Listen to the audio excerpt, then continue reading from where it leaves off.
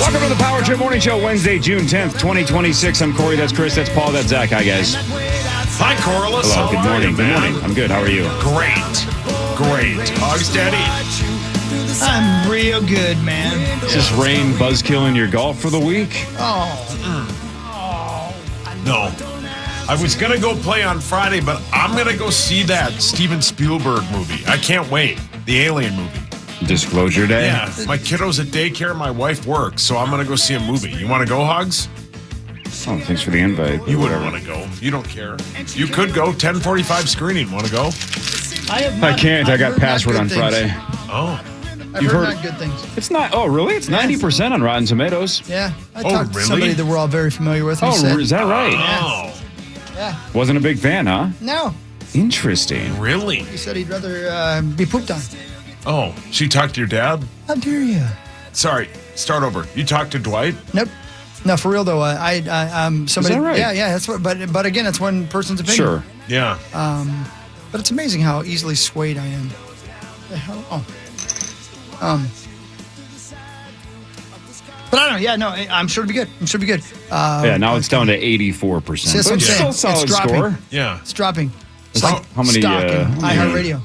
Ooh. It is, 138 reviews. That's pretty good. Yeah, I I'm don't know. excited to see it. You ever have one of those days when Spielberg. you leave here and you're like, yeah. And then you get home and you go through your day and you're like, oh, yeah. And you finally sleep and you wake up and you're like, man, I'm real lucky I didn't send that email. Yep. Yep. Yesterday was one of those days. I mean, it saw was the beginning Tuesday. of it. Yeah. It was Tuesday. Yeah. That's our day. Yeah. He got an email that rightfully so should set you off. And it got funnier than that. It got funnier than that. And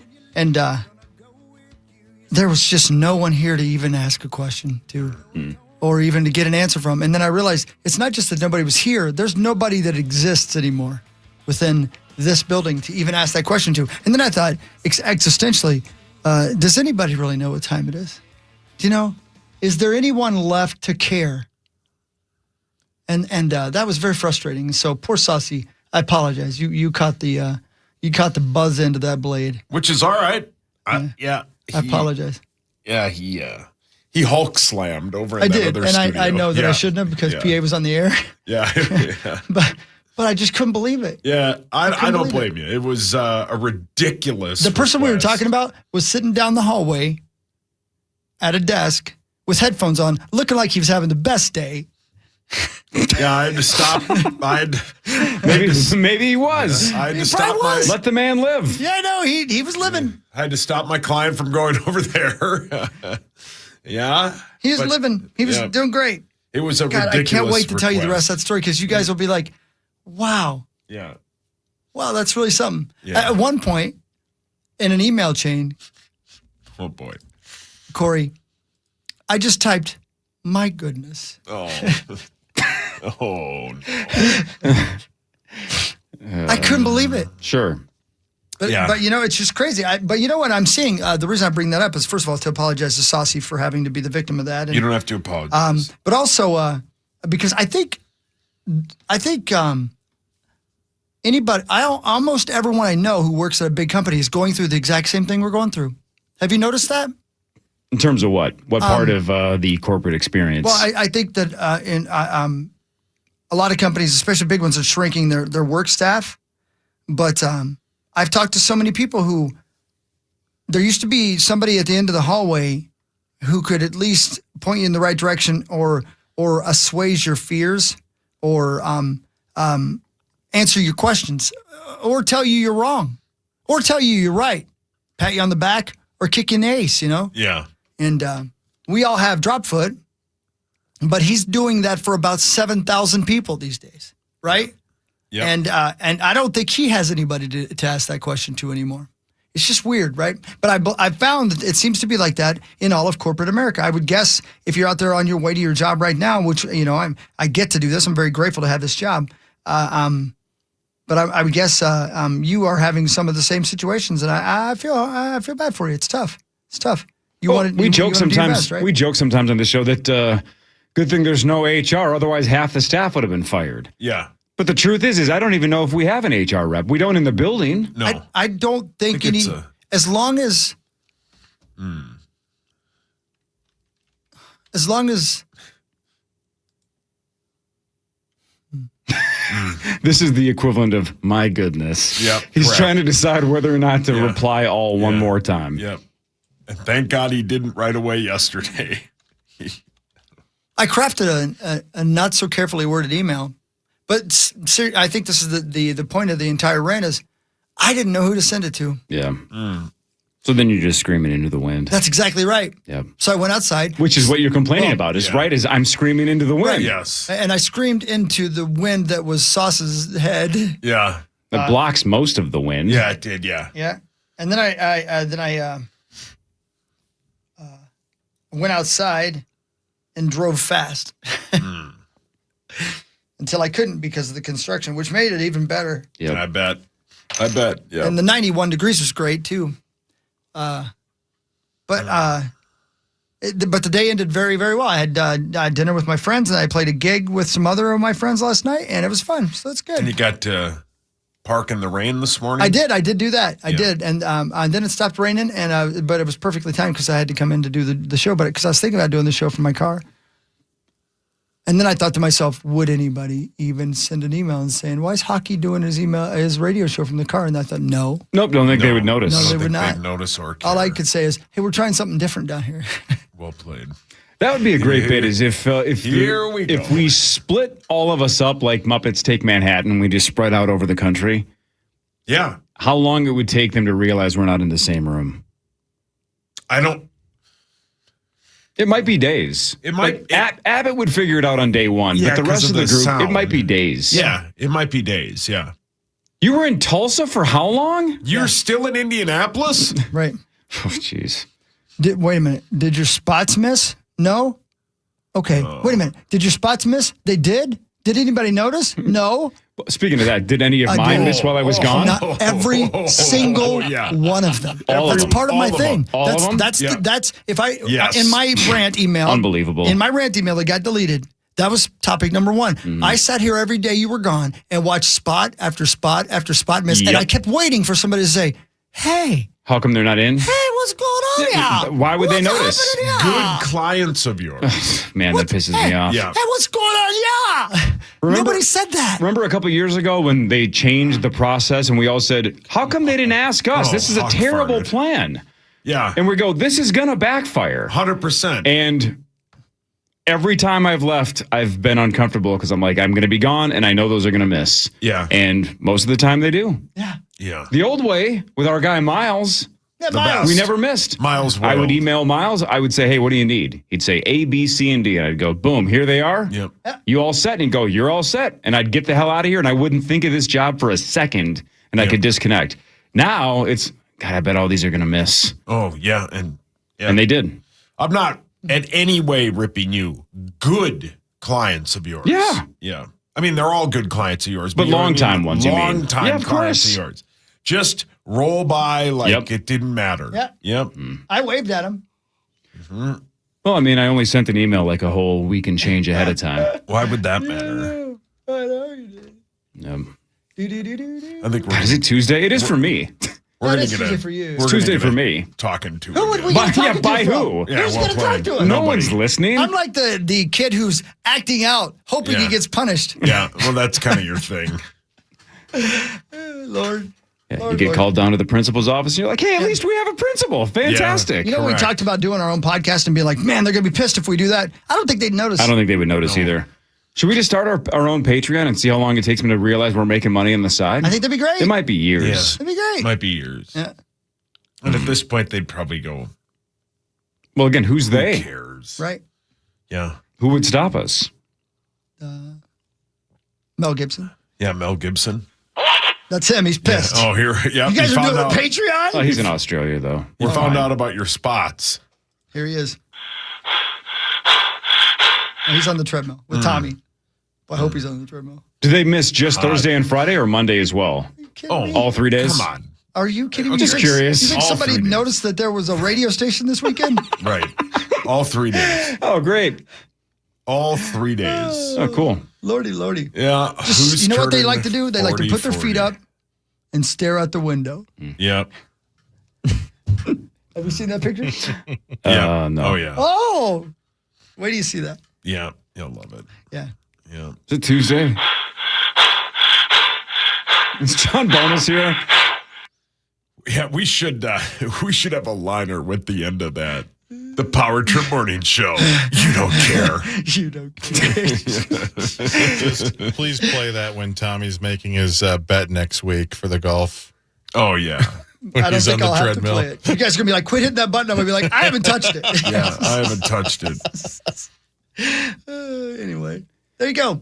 Well, anyway, so that's good morning, guys. Good morning to you. Hi. Good morning. And Otherwise, everything's great. literally, things are pretty Sure. damn good, man. We're going, I ain't counting no chickens or anything, Oh. but we got 25 years about to go in the books. I mean, who would have guessed that, right? Yeah, Sure. hell yeah. I mean, who would have guessed that? Do people actually count chickens like on a chicken farm? sure. Somebody has to. Like, does Glenn Taylor know exactly how many chickens he owns at any given moment? Yeah. You can't count your chickens before you roast them. But I mean, do you approximate based on square footage? Like how much we have this amount of land and we can fit this amount of chickens per square foot. So it's got to be somewhere in this range. Because I can't imagine they're going one by one and counting them all. No. I mean, they're packed in like a Like mosh chickens. pit at a music festival. Yeah. I wonder how they I'm figure sure that it's all out. digital now. It's all on the grid. What's on the grid? How many chickens you have. The chicken grid? Yeah, I'm sure there's a chicken grid. Chicken sounds good. Can we get Chick-fil-A, Zach? I'll buy. Oh, okay. Sure. I mean, the answer is yes. 45 minutes. I'll let you know. Perfect. Hey, Corey. Yes, sir. Here in my machine, dated 6/12/18, which is all 8 years ago, almost 10 years ago now. Coming right up. I have something labeled Corey calls after losing World Series of Poker.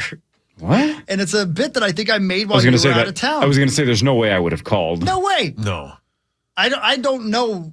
I haven't heard this. I think it's a piece of comedy excellence. Sure. I bet it's Marconi worthy. Do you want to hear it? Yeah, let's. Yeah. I don't remember it, so let's see I what don't you think I was did. cursing even in 2018 because people were listening. Do you paying remember attention. doing this at all or At not all. really? Not at all. Not at all. 6/12/18. I mean, this is before COVID. This is before everything. Power Trip Morning Show. Who's this? Hey, it's Corey Coe from the Power Trip Morning Show. Well, I'm excited to hear from you, buddy. And you should be excited. I am. Well, listen, the rumor is that you got knocked out of the World Series of Poker tournament very quickly. Blazing fast. Wow. How many minutes did you last? 8. 8? Well, how much money have you lost? Everything. You lost all your money in 8 minutes? Is it possible that you're the worst poker player in the entire world? It's very possible. Okay, like adding every country in the world, even third world countries, what percentage of the world population is better than you? 80% of the population. Okay, so you're out of money and you've lost every game you've played. Can you tell me, is there like one reason you're so bad at poker? 4, 5, 6, or 1,000 reasons. So what's it like to lose all your money like on your first day of a week-long trip? It's an absolute game changer. I bet. Listen, if you could go back in time and talk to yourself before you left, what would you say to yourself? Don't. Move on. Well, I guess you're going to have to go back to sex for money in order to find a way to get home. How long are you going to be doing this? Between now and the end of the month. And how much are you going to charge? $100 How are they going to get a hold of you? by calling. What are you going to say to your customers? Get in there. Well, that's kind of gross. What do you get for $100 though? You get everything. Well, there you go. When you gonna start this new career so that you can actually afford to get home after all your losings? Right now. Okay, well, we'll let you go. Take care, Corey, and enjoy your time in Vegas. Brilliant. That might have been my best comedy. And Yeah, that that also, was good. that officially is the most any of my spots have run all week. Brilliant. Brilliant. Yeah, there you go, Livia. Not Livia. Yeah, there you go, Treasure Island Resort and Casino. You don't know whose spots are itchy either. No, I mean, Ovo, sorry. Hovo. Indeed. Oh, God. Brilliant. I'd like to that was smack. so good. That was Things have good. changed a lot since then. Yeah. Yeah, you were happy then. Who, me? Yes, you, Beetlejuice. I'm happier now. Yeah. I'd like to You look smack you happy. across the face with a gutter. Yeah, at Right in your face. gutterhelmetmn.com. You know who doesn't have to worry about leaves and stuff in their gutters? Lawyer Lambert at gutterhelmetmn.com. Cool. More of the Power Trip Morning Show after this. Parker Fox at 7, right here on The Fan. The Fan.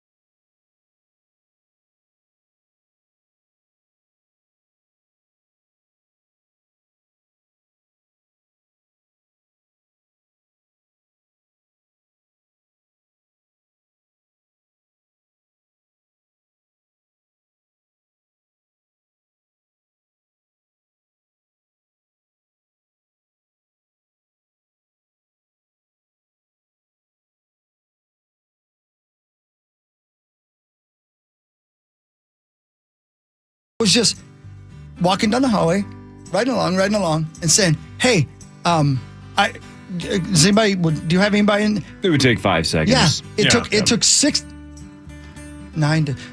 10 hours. Took 10 hours, and people in 1, 2, at least 3 different states across the United States of America to help with the answer to that one question. Jeez. I know. And I say states, but I'm being kind. I'm not sure. You know what I mean? Right. Well, we got there. Yeah, we did. The system works, guys. It sure does. Very efficiently. Everything's great. It is, man. It's cool. I love it. I do love this job, though. It's fun. I do wish we could play music, though. And I was thinking about it this morning because it's Wednesday, and I was thinking on the way in, I'm like, hey, it's Wednesday. And I thought, man, I'd love to be able to do Duel of the Decades. That was so much fun. Yeah, the best. That was super cool. It was so cool, as the kids say. Did you see any fights or anything when you were in Vegas? Hit and runs? No. I found I don't myself think of anything. I found myself reading the AP news stories out of Nevada every day, looking to see if anybody from Minnesota had been injured while you were out there. Nothing. But I did see a lot of hit and runs and a lot of fights. Really? Yeah. Was it packed or was it not packed? Oh, it was pretty packed. Yeah, was it back to normal packed? It's probably jaded because where I was, it was completely packed, right? Overflowing with poker players at Paris and Horseshoe. Yeah. And when I walked the strip, it was in the mornings, Right. where there's almost no one. How was it downtown? Never went downtown. You never went down? No. Well, we're going to change that, buddy. We're going to change that for you. Yeah, man. We're going to change that. No, the old WUSOP is right in the middle of the strip, so you can kind of stay centrally located. Sweet. One of my favorite things that happens, and it's hard to explain unless you're in the moment, but just imagine, again, a ballroom with as many people as you can possibly imagine, right? Just packed. Yeah. Just a sea of poker tables. Yeah. And for the most part, these are players that play all the time. So we've seen it all. We've done it all. Not much shocks us anymore. Not much surprises us when it comes to cards anymore. One of my favorite things is once in a while you'll have somebody who over celebrates in like day one of a tournament, right? Yeah. Out of a 4 or 5 day tournament, and somebody celebrates like, yes! Yeah. Like screams, right? It's like a birdie on the first hole of a major. Exactly. Yeah. And they'll pop out of their chair and they'll scream and they fist pump. And then you have 3,000 players sarcastically go, oh, well done, buddy.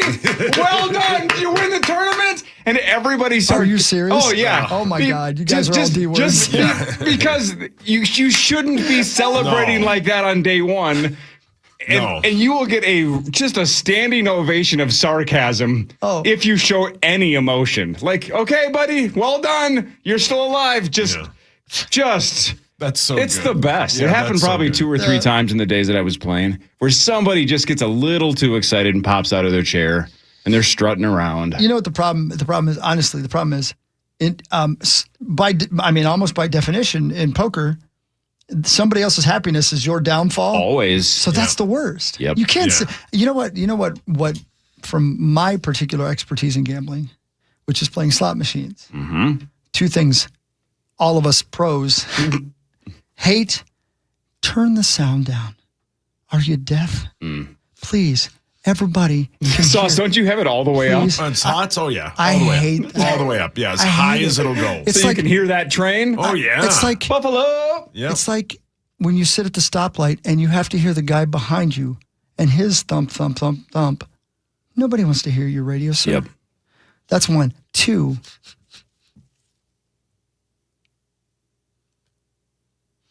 No one. Proper etiquette, if you've hit a jackpot, is like standing at the pisser. Face forward. Don't act like it's act like it's not your first touchdown. Right, like the guy that stands up at the poker tournament and screams. It's like, we've all won big hands. Right. Sit down. Because here's the thing. Everybody in that room with you is real close to losing their house. Right? Yeah. They're not happy for you. No. Keep it to yourself. And they might not have anything to lose Yeah. by getting up and stabbing you. Sure. So just be cool, man. Plus, there are people keeping an eye on you who might follow you outside. Yeah. Be careful. Well said. You might get beat up. So, yeah, there's etiquette involved in my expertise. Yeah. His two things that he just brought up are two things I absolutely do. I know. Yeah. He's seen me. This is an intervention. That's half the reason he walked away. So almost always when I'm playing cards, I have AirPods in. Sometimes I'm actually listening to a podcast or music, but almost always it's just to put up a fake wall so I can just focus so people don't talk to me, right? Because I'm just trying to pay attention. And I told Sauce this yesterday, but the final 2 hours I was playing on Saturday night, my half of the table were all quiet. We were all taking it seriously. We were all locked in. The other half was 3 or 4 guys that had the most boring conversation I've ever heard in my life, and it wouldn't stop. And at one point, this old guy from Wisconsin who told the whole table that he was a sports fan, and if we weren't sure, they have the Packers, they have the Bucks, they have the Brewers. He was naming teams like he was giving us new information. I'm like, just bust me out of this tournament, please. But this old guy from Wisconsin went on and on about sports. And then he told us that he only dabbles in roulette when he's not playing poker. And that one time he was at a casino and he noticed a pattern. Come on. So he bet a certain number and it hit. And everybody around him was confused on what he did. And he said, well, I noticed the pattern. And do you know how hard, Chris, you've known me for almost 25 years. Do you know how hard it was for me to sit there quietly and listen to him tell 8 other strangers that he noticed a roulette pattern? Yeah. I bit my tongue for 45 minutes. And when I busted that tournament, when I was walking back to my hotel room to book my flight out of Vegas, I actually felt relief that I didn't have to listen to that guy for one more second in my life. It was the worst thing I'd ever heard. Do you know how I do know?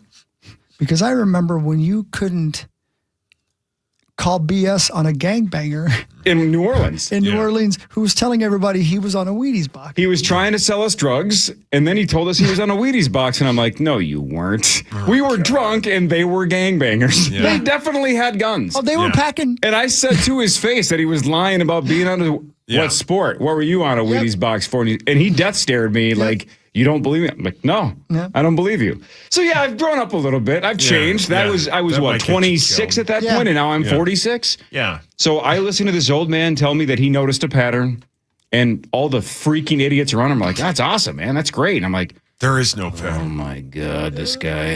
Yeah, what is he, David? And of course, I had like 70,000 in chips, and I think he had 400K. Yeah. Right? He's just got stacks. And Yeah, I'm like, he's how does crushing this you. guy have a giant pile of chips? He doesn't know English. Yeah. Yeah. He doesn't know math. Yeah. But he's killing it. Killing it. Yeah. Yeah, man. It's the best, though. That's why they call it gambling, I guess. Yeah, you are correct. At the end of the day, who gets the best card? He noticed a pattern. He sure did. Yeah, he did, man. It's like he's like the Uno in the Matrix or whatever. Neo. Whatever. No, in the Matrix. The guy that invented the card game? Yep. He didn't invent it. They He's named like it after him. Uno in the Matrix. Front Page Sports is next. Parker Fox in an hour.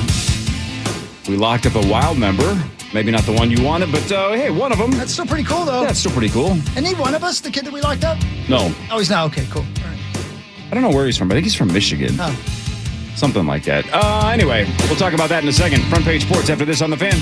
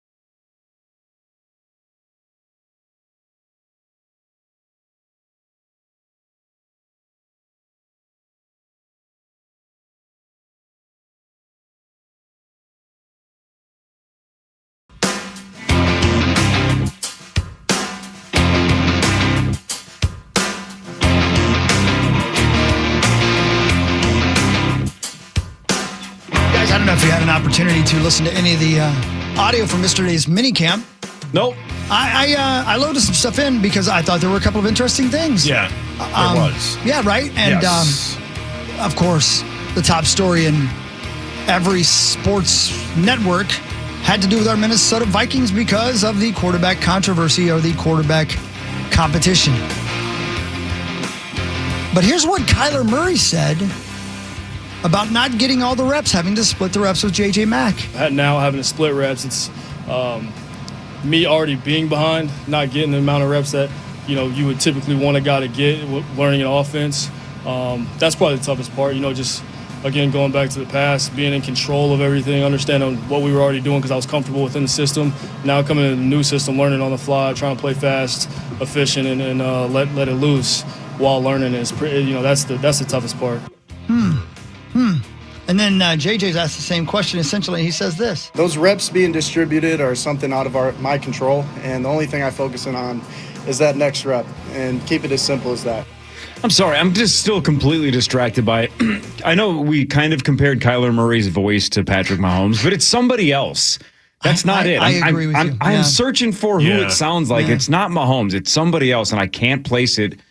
And I don't even listen to what he says anymore. I'm just trying to Yeah. figure that out, who he reminds me of. So he said something about splitting reps, and then I checked out. Yeah, he raised a He's right. He raised a concern about trying to be the best quarterback he can be in this offense and starting quarterback, and they brought but he's splitting reps, so by definition he's not going to be as far along as he could be if he was not splitting No, reps. but that's Yeah. temporary. Yeah, Right. Yeah, Pretty yeah. soon he's going to be anointed the guy, and then he'll get all the reps Yeah, by training camp, yeah. probably. You think so?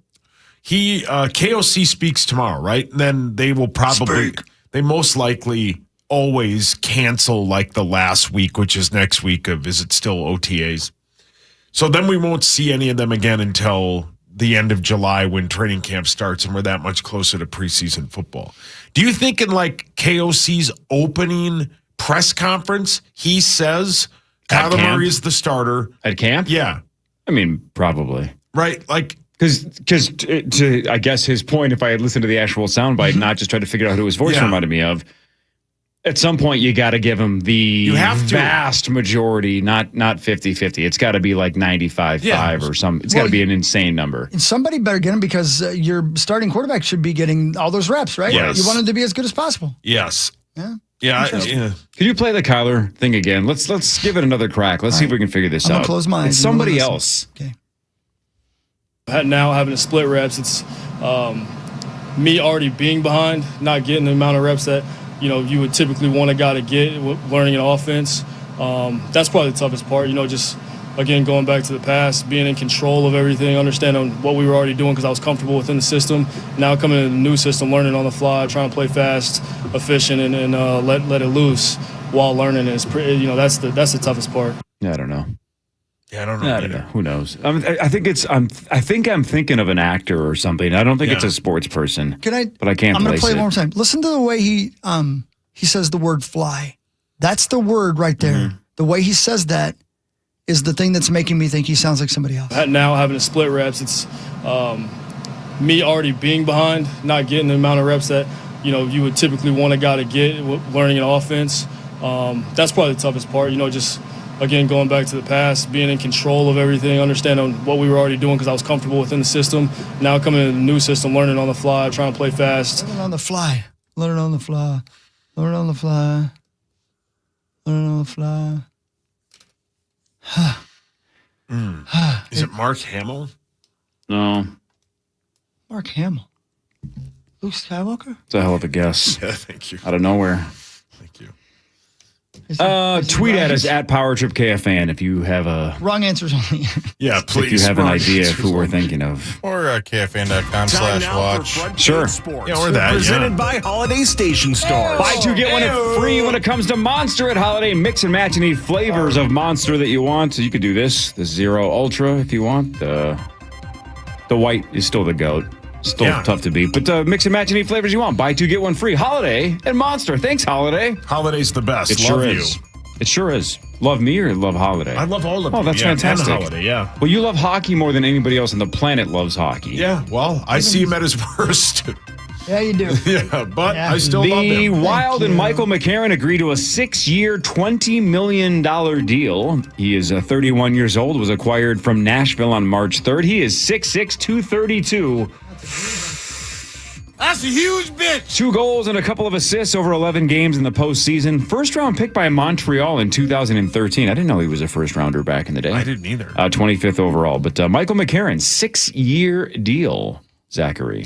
Yeah, I'm a little surprised because I thought at the end of the season that we probably weren't going to have him back, but obviously he likes playing here. He said as such that he wanted to stick around and pursue a Stanley Cup with the Wild, and as we all know, he could have gotten way more if he would have hit the market. But Billy Guerin doing a great job keeping him here, and then also keeping him for a reasonable amount, especially that AAV over a long period will certainly be nice. And I know there's some criticism here and there, but I think overall it is a great move, especially with the cap rising. It's good, man. He's good. He's big. He had size. He wins faceoffs. They need that role player, and he plays it very, very well. Was very valuable at the end of the season this year, and we'll have him for another 6 years. So The Carolina Hurricanes were slight favorites last night in Vegas for Game 4 of the Stanley Cup Final, and they get it done 5-3. They come out of the gates pretty hot, like very hot, and then they end up holding on and winning 5-3. That series is now tied at 2. Wow. Jordan Stahl scored twice. Game 5 in Carolina on Thursday. Here's why we should have known that the Carolina Hurricanes were going to win last night. And maybe this is why they were slight favorites. I want, unless you read this, if you read this, don't guess. It's my constant disclaimer. Give me the date the last time Carolina lost back-to-back games.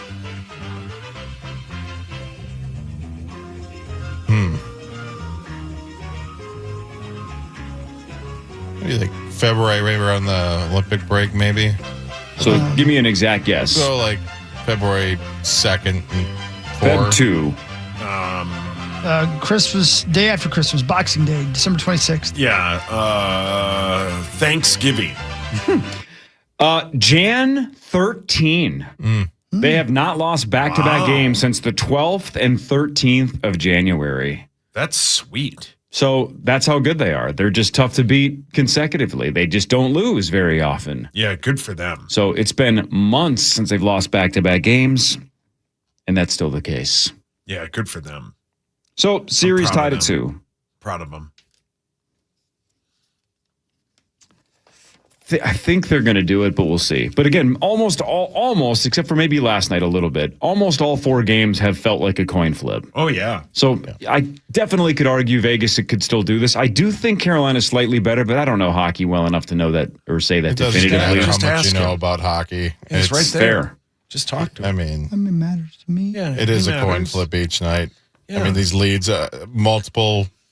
multi-goal leads, just a race in a second or two. But excited. Hopefully it goes 7, man. We got Game 6 guaranteed. Would love to see it go 7. Maybe you said this stat, Corey, and I'm sure you did, but last night at the end of the second period, they flashed on the screen. Vegas has outscored the Hurricanes 9-1 in the second period. I just said that. Did you really? No. Oh, okay. God, you scared me for a minute. But that's incredible. So, like Zacho said, they were up 3-1, and all of a sudden, it's 3-3 again. So they are very good in the second period. And the heart that the Hurricanes The heart of the showed matter. in Great that point. game. Oh, Part of rock and roll. Jordan Great Stahl song. falling over and somehow still getting that game winner. So good. It's so good. I love it. This is literally one Thanks, of the best sweet final Caroline. ever. Yeah. Well played. The Lynx won 100-76 over the Dallas Wings. Miles 24, McBride 22, Howard 21. The Lynx are 10-2, and obviously, if you're paying attention, still no Nafisa Collier. So one of the best female basketball players on the planet is not even playing, and the Lynx are 10-2. Yeah, Olivia Imagine. Miles is. Imagine when they truth. add I almost said McPhee. Nafisa Collier. Yeah. Like, this is nuts. Pretty crazy. Are we the favorites? We got to be the DraftKings favorites. Let me look that up quickly. We have to be at this point. Man, Olivia Miles is unbelievable. She had 20? Hold on, one of us. 24. 24 last night. And the gal taken before, I think, had 4 Easy points. fun. Yeah. The Liberty's still ahead of us. Liberty. Well, not on DraftKings. On DraftKings, the links are plus 210, and the are you Liberty looking are at? plus 310. Futures, NBA winner. Yeah. I'm on DraftKings too. It's completely You different. know what, Zach? Go back to the futures. Strange. Yeah, you might be on the I'm looking at it right now. might be on the prediction market thing. Predictors. Great bid. Nope. No, it was terrible. Wouldn't I'd let you guys play. down. The New York Mets are plus 600 still. What? Remember when we talked about their odds to make the playoffs? Nope. No. I barely remember driving home last night. Yeah, and he was full of rage. he was pissed. Do you have his Raid shirt on? I don't know. No, I did the day before, though. No. It was the day before Ragemas. Yeah, Ragemas. Happy Ragemas. Thank you. Is it my turn? I Yeah. mean, we're doing Fan 5. Yeah, we're doing Fan 5, man. Take a deep breath. How long have you been gone? Well, I missed Thursday, Friday, and Monday, and so did all of my commercials. Yeah, did nobody know? Yeah. Did nobody say anything? Nobody You didn't get an noticed? email? Nobody said, hey, my God, I haven't heard Corey on it. That's something important. that The we should not- Bengals have restructured Joe Burrow's contract. They're going to gain $10 million in cap space for the upcoming season. This was pretty much needed to save some money because of the Dexter Lawrence trade. So the team had just $7.1 million in effective cap space. You know what they did? Beep, bop, Beep, boop, bop, bop. beep, boop, fixed, and boom, they can sign Yeah. whoever they want. Incredible. So the cap's a myth. Oh, we're really over the cap. Oh, well, then hang on a second here. Right. Yeah, Fixed. Man, fixed. Send an incredible. email to the league. It's all set. Hey, You Joe. deserve a raise. Joe, you know how we signed you to like a $250 million deal? Yeah. You're still gonna get it. Okay. We're going to give you some now, though. We're gonna give you more now, and then we're gonna just spread it the number out, so it won't impact you in any way. You okay with it, though? Where do I sign? Just right here. Yeah. Okay, but then what do you guys do? Well, then we just beep, bop, boop, boop, fixed, and then we can sign whoever we want. Right. But is that going to put us over the cap? No. No. We're going to stay under the cap by hitting all these buttons. Like I read, hold on, let me see if this is correct. You can do whatever you want in the NFL. Okay, hang on. One of us. Here's another example that the cap's a myth. Your favorite squad, the 49ers, have a high-priced quarterback, a high-priced tight end. They have High-priced running back. High-priced running back. They Billion have people on hookers. defense. They have a wide receiver that doesn't want to be on the team that they overpaid for, and they have Bosa, right? High-end players. Loaded. They have $71 million in cap space. How do they have $71 million in cap space? More to your point, it's made up. Well, how about this? Trent Williams makes like $50 million This a is the year. best. This is the best. I was going to save this for next segment, but who cares? Because it piggybacks what we're talking about. So Adam Schefter continues to say he truly thinks it's more likely than not that Aaron Donald comes out of retirement to join Myles Garrett on the Rams, right? Yeah. Aaron Donald last played in 2023, guaranteed first ballot Hall of Famer, blah, blah, blah, blah, blah. But he's 35, and they're like, wow, wouldn't it be awesome if we put two of the best players in this generation on the same defensive line and just let them wreak absolute havoc? The Rams are projected to be $19 million under the cap. Donald would want more than that. So it's, what do we do? Adam Schefter said other teams that he has talked to have said, quote, they'll find the money, they'll make it happen. Right. That's a direct quote from Adam Schefter. They'll find the money, they'll make it happen. You want to know how they make that happen, Paul? Wow. Holy moly, it worked. Fixed. Oh man, well, I would love Aaron Donald to come back, but he's got to take $19 million or less. Well, he wants 40. Oh, well. Give That him was 40. easy. Give him 40. Well, how did you do that? Well, we told Matt Stafford that we'd give him a yacht today, Right. and then put the a couple gas in it free rental tomorrow. properties starting tomorrow. Right. They're like the big brother that's impossible to play Monopoly against because he just throws the board when he gets mad. Beat sauce. Well, like this is another It's example of such what a we're joke. talking about. What was the whole bit about getting McCarthy in here? You'd have a young quarterback on a cheap deal. They are paying Kyler Murray, 1 point something million a year. They only have 13 million in cap space. How do the 49ers have $71 million in cap space? Because they spread out Brock Purdy's deal It's over the so next 63 years. It's so made up. I heard that. I go, A lot of teams are in cap trouble next year. no, they're not. No, beep, bop, boop, boop, fixed. Yeah, sorry. The Chiefs can't play next year. They're over the cap. Not a thing. Nope, now they're 1.2 billion under. Right. So stupid. It's the best. Oh, God, we're in cap hell. No, we're not. $71 million. Just run it through Claude. He'll fix it for you. Who's that? The AI. Oh, we got to use Copilot here, right? Well, again, who's going to tell on us? What are they going to do? Right. Who's down the hall to say Copilot only? Trent Williams makes $25 million a Trent year. Williams is down the hall? Not anymore, he doesn't. Fixed. So stupid. What really matters is next. Our iHeartRadio Music Festival.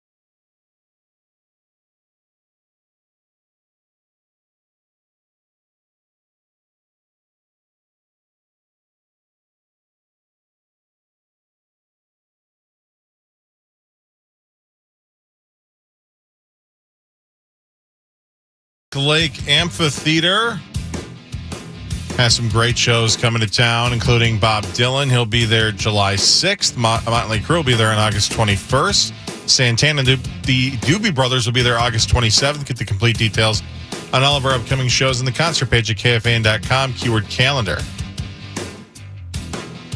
Yeah, let's go. It's time to rock and roll. Hey, can I tell you guys something none of you care about? Perfect. Can't wait. Hogs? I'm thinking about it.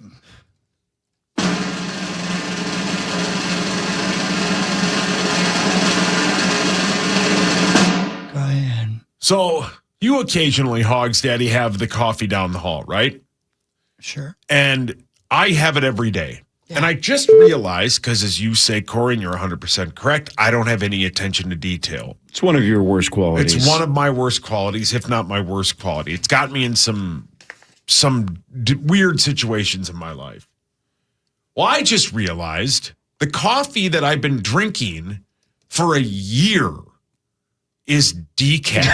How did you not notice? I didn't Are you notice. blanking? How have you not No, noticed? I'm How not have you not kidding. noticed the taste difference? Well, It tastes different. Nah, I mean, It definitely does. Are you blanking kidding me?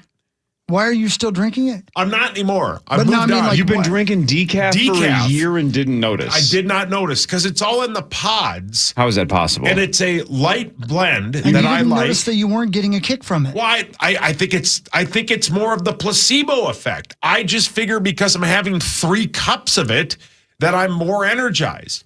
I walked down there this morning to get a cup of coffee, and I'm like, what the hell? This is decaf? I've been drinking it for a year, and I did not know. You're like the high school kid who was pretending to be drunk. Yeah, I didn't know. Now I've got some full diesel right here, but I didn't know it was decaf. yeah, but you can't. Now you definitely taste the difference, Well, right? yeah. Well, this is a stronger blend. It's But the still. mahogany blend, but this is like drinking pure lead. I think even if you've had coffee a handful of times in your life, you'd be able to taste the difference.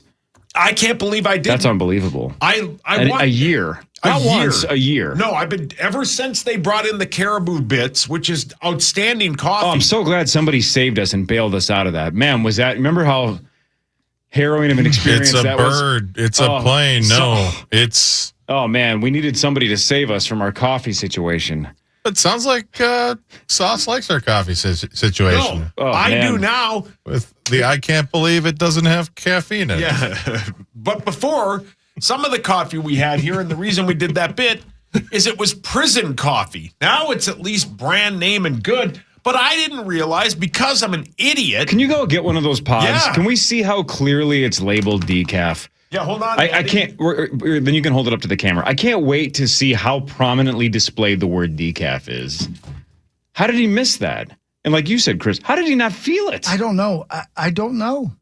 I don't know. Man. But like you said, it is. That is the, what do you call it? The effect? Placebo Yeah, effect. placebo effect. That's exactly right. I mean, that's the definition of what it is. He thought he was getting the caffeine, so he felt it. Well, And good that he liked the taste of it. That's I don't great, want to be you a know? total hypocrite because I've said the same thing about energy drinks. I don't think I have felt an energy drink in almost 20 years.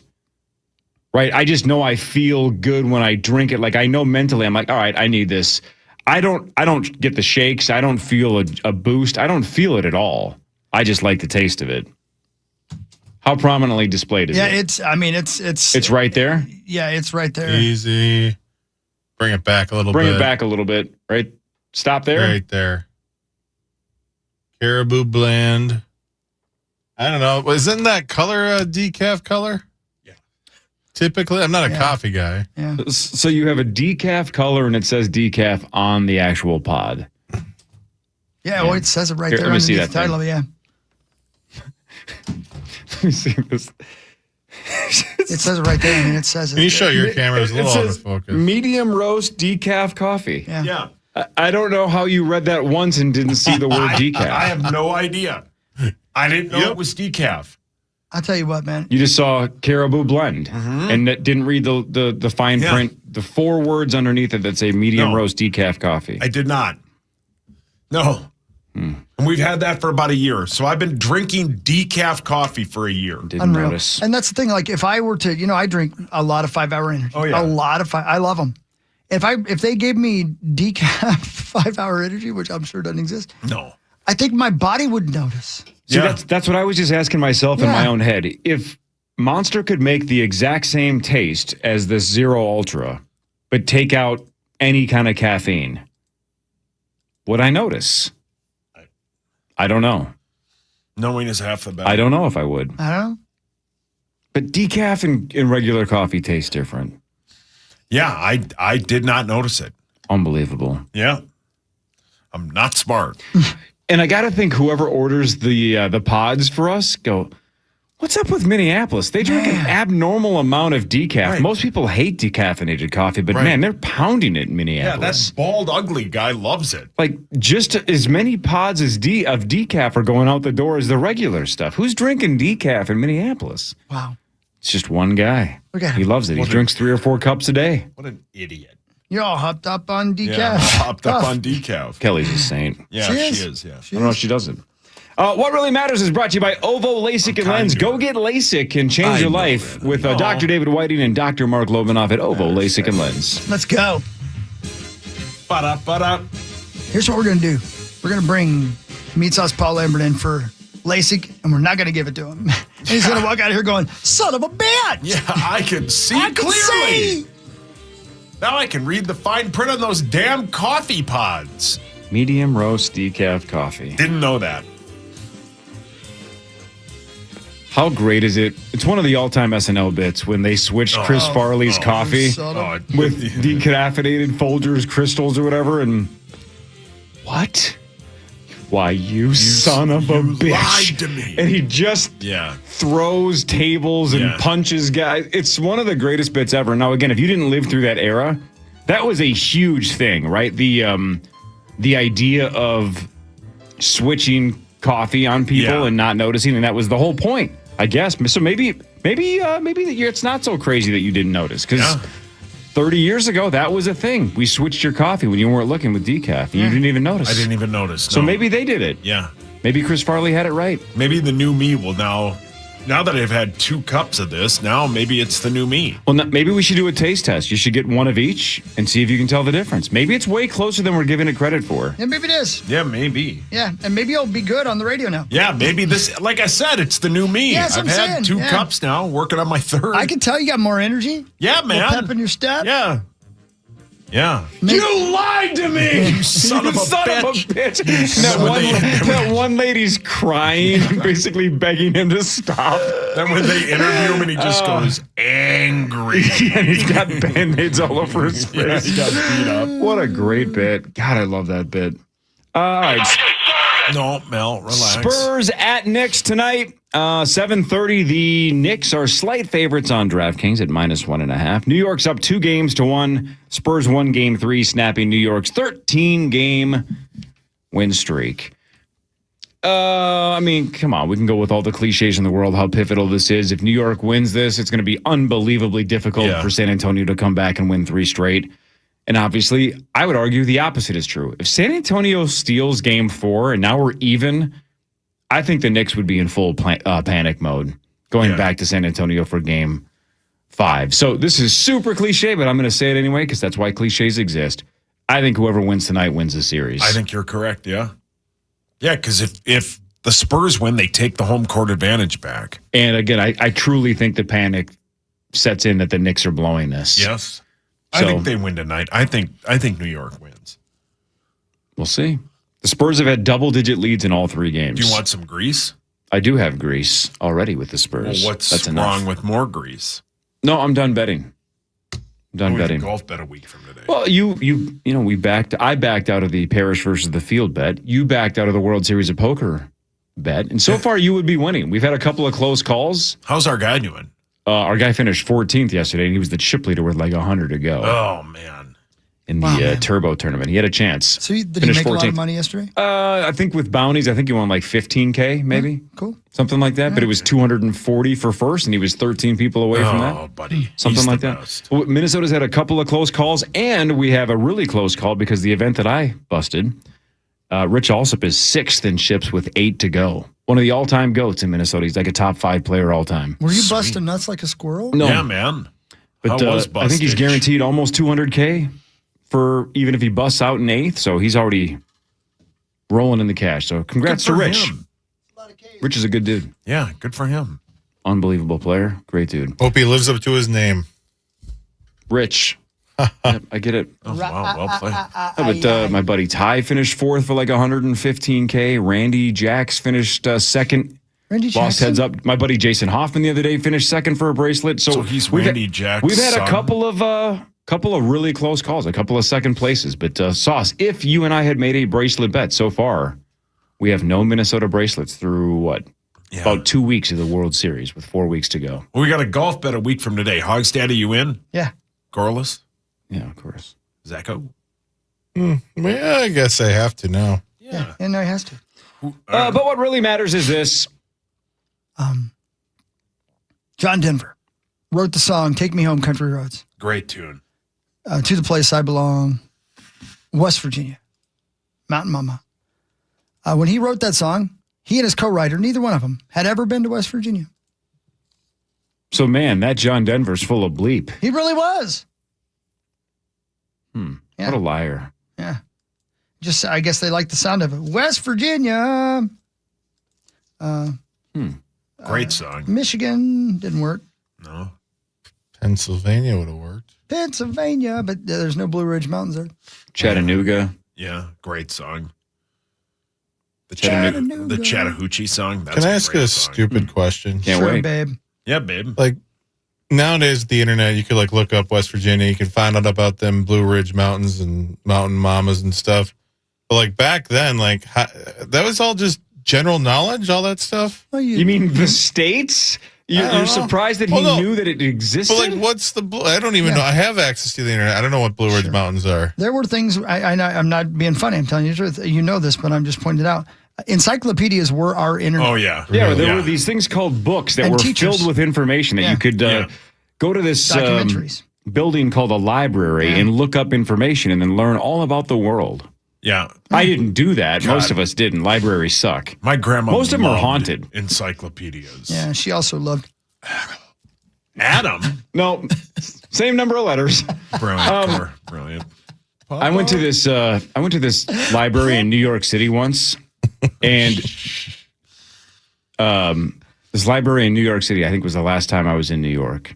It was like, God, this got to be like 84. Yeah. Right. And this chick was like going through like the what is that card index called? You know, like where they have the Dewey Decimal System. Card index. Is that what it's called? The card index? Bibliography? No. No, Something like you know that. where What you do they pull call out it? the Yeah, things and then Bibliotech. yeah. And so she's doing that, and she wasn't responding to a word I was saying. Paul, your hands up. He's not here till next Wednesday. Oh, never mind. That was just Ghostbusters. Mamas. Show me the Rosie's not mamas. here. Oh, that's right. He's not on the show anymore. But next Wednesday will be. I would assume I'll text him, yeah. Do you think he would have known I was referencing Ghostbusters? You know, he's No. missed a spot every day for 2 years. Yeah. After we fired him. Well, yeah, I mean, you can tell. Yeah. Oh. Oh, I felt like such a D word, but I had to do it. This is. I texted Abbott at the airport flying out, going, I'm pretty sure Rosen just said the wrong name for his own client twice in a spot. Can you double check? Oh my gosh, did he? And I don't know if Abbott ever looked at it, but I'm like, I'm not trying to pile on. I'm like, I don't Yeah. even think it's the right word. But again, to our point, nobody noticed. But I think I noticed. I'm pretty sure it's the wrong word. Oh, I can't. Yeah. We'll have to look it up during the break and see if Yeah. I was right. I'm pretty sure he says the wrong name. West Virginia. Roso. Is it my turn or your turn? Well, it's break time. Okay. Roso. Let's look that up. I want to see if I'm right. Yeah. Because, it's like I was listening on AirPods right at the airport waiting for my flight. I'm like, did I just hear that? You Am just I losing my mind? You just like hearing him get ripped. I literally started the text habit. I'm not trying to be a dick. Yeah. Dot. But. That should just be like your email signature. I'm like, just have that in every text. I was truly trying to help. It just sounded like I was piling on. But I'm like, I'm pretty sure this needs to be fixed. Let's look it up, should we? Yeah, of course. Does your phone just autofill whenever you type in I'm? I'm not trying to be. More of the Power Trip Morning Show after this on the Fan. From the 1-800 Ask Gary Traffic Center.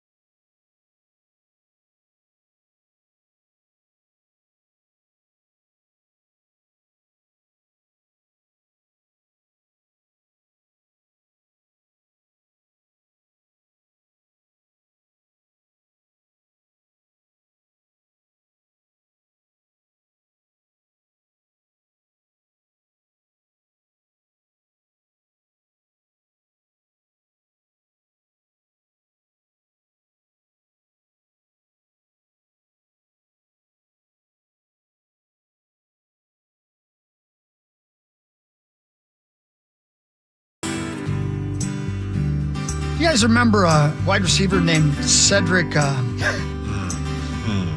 from Texas? What was his last name? Cedric? The Entertainer. Oh, we had a cornerback named Cedric Griffin.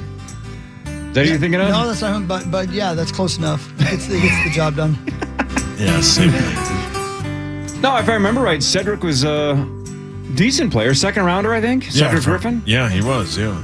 You guys all remember Cedric, right? Sure. Yeah. From Texas? Yeah, I think I got one of my first gigs here when I got here was to get liners from that draft class, and I asked Cedric if he knew. Yeah.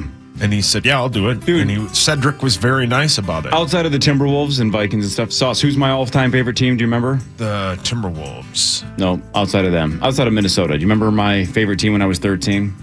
Oh, yeah, the Phoenix Suns. Phoenix Suns. The Phoenix Suns were awesome, right? They had like Kevin Johnson and Dan Marley and Tom Chambers and Cedric Ceballos. Yeah. You guys remember Cedric? Yeah. He did the blindfold dunk.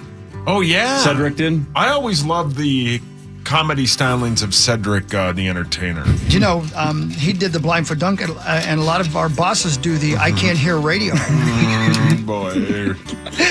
All right, let's do more of what really matters. I'll do scores and stats around the world of sports, and then Chris will change your life with something else. But first, Zach's going to try to change our lives. Hold on 1 second. No! Hawk! Cedric! No! So earlier, You left your AC on! Earlier, we mentioned that we all believe Kyler Murray sounds like somebody else, not Patrick Mahomes. It's somebody else that we just can't place. And we were asking people on Twitter and the stream at KFAN.com/watch, like, who are we thinking of that he sounds like somebody else? We just couldn't place it. And Zach, you say that you've had a handful of responses that are the same, and you think this might be the front runner. Yeah, I got a couple of actually options here. So okay, let's see if we can agree with this or not. When do you become a collector? When you have more than 2 or more than 1? Or more than 3? Is it more than 3? No. Who the hell was that? Who's that? I don't know who that is. That was That's not it. Keanu Reeves. That was Keanu Hang on, Reeves? play that again. That wasn't Keanu Reeves. That was. Do it again. When do you become a collector? When you have more than 2 or more than 1? That's not Keanu Or more Reeves. than 3? No. Is it more than 3? Yep. What? What is From that what? from? That doesn't sound By the anything way, like Keanu could not Reeves. Did he just find have any dental audio, work? any good audio without any like stupid music behind. But that's Keanu Reeves in some GQ thing a while ago. What? Doesn't sound like it. It doesn't at all. But that was All right, so no, probably it's the most common thing I saw. definitely not Keanu Reeves. Then there's this one. Accomplished with the football team, so we're really trying to That's get as many. That's the reps to Packer- old Packer younger, head our coach. younger generation. Mike McCarthy. A lot of people said Mike McCarthy. And then others said Johnny Utah. give me 2. I don't think it sounds anything like Keanu Reeves. No, I don't either. Especially that Keanu Reeves. No. Well, crowdsourcing didn't work. Damn it. Sorry, They did you? tried. They tried. That wasn't Cedric Reeves? Hey, at least they're listening. Oh, brilliant. Yeah. If people cared, we'd get a talking to today. What are they going to say? We're wrong? Well played, Hawk. Well Remember played. Cedric Benson, who played for the Bears? Oh, yeah.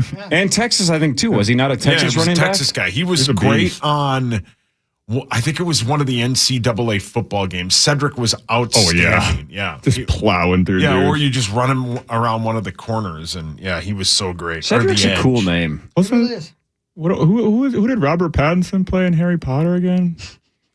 Cedric Diggory. Diggory, that's right, yes. Yeah. Here's what's great. Oh, about, sure. Here's what's great about Max. He just got here and he picks right up with it. Yeah, we just throw him the rolls on ball down and that he way. scores.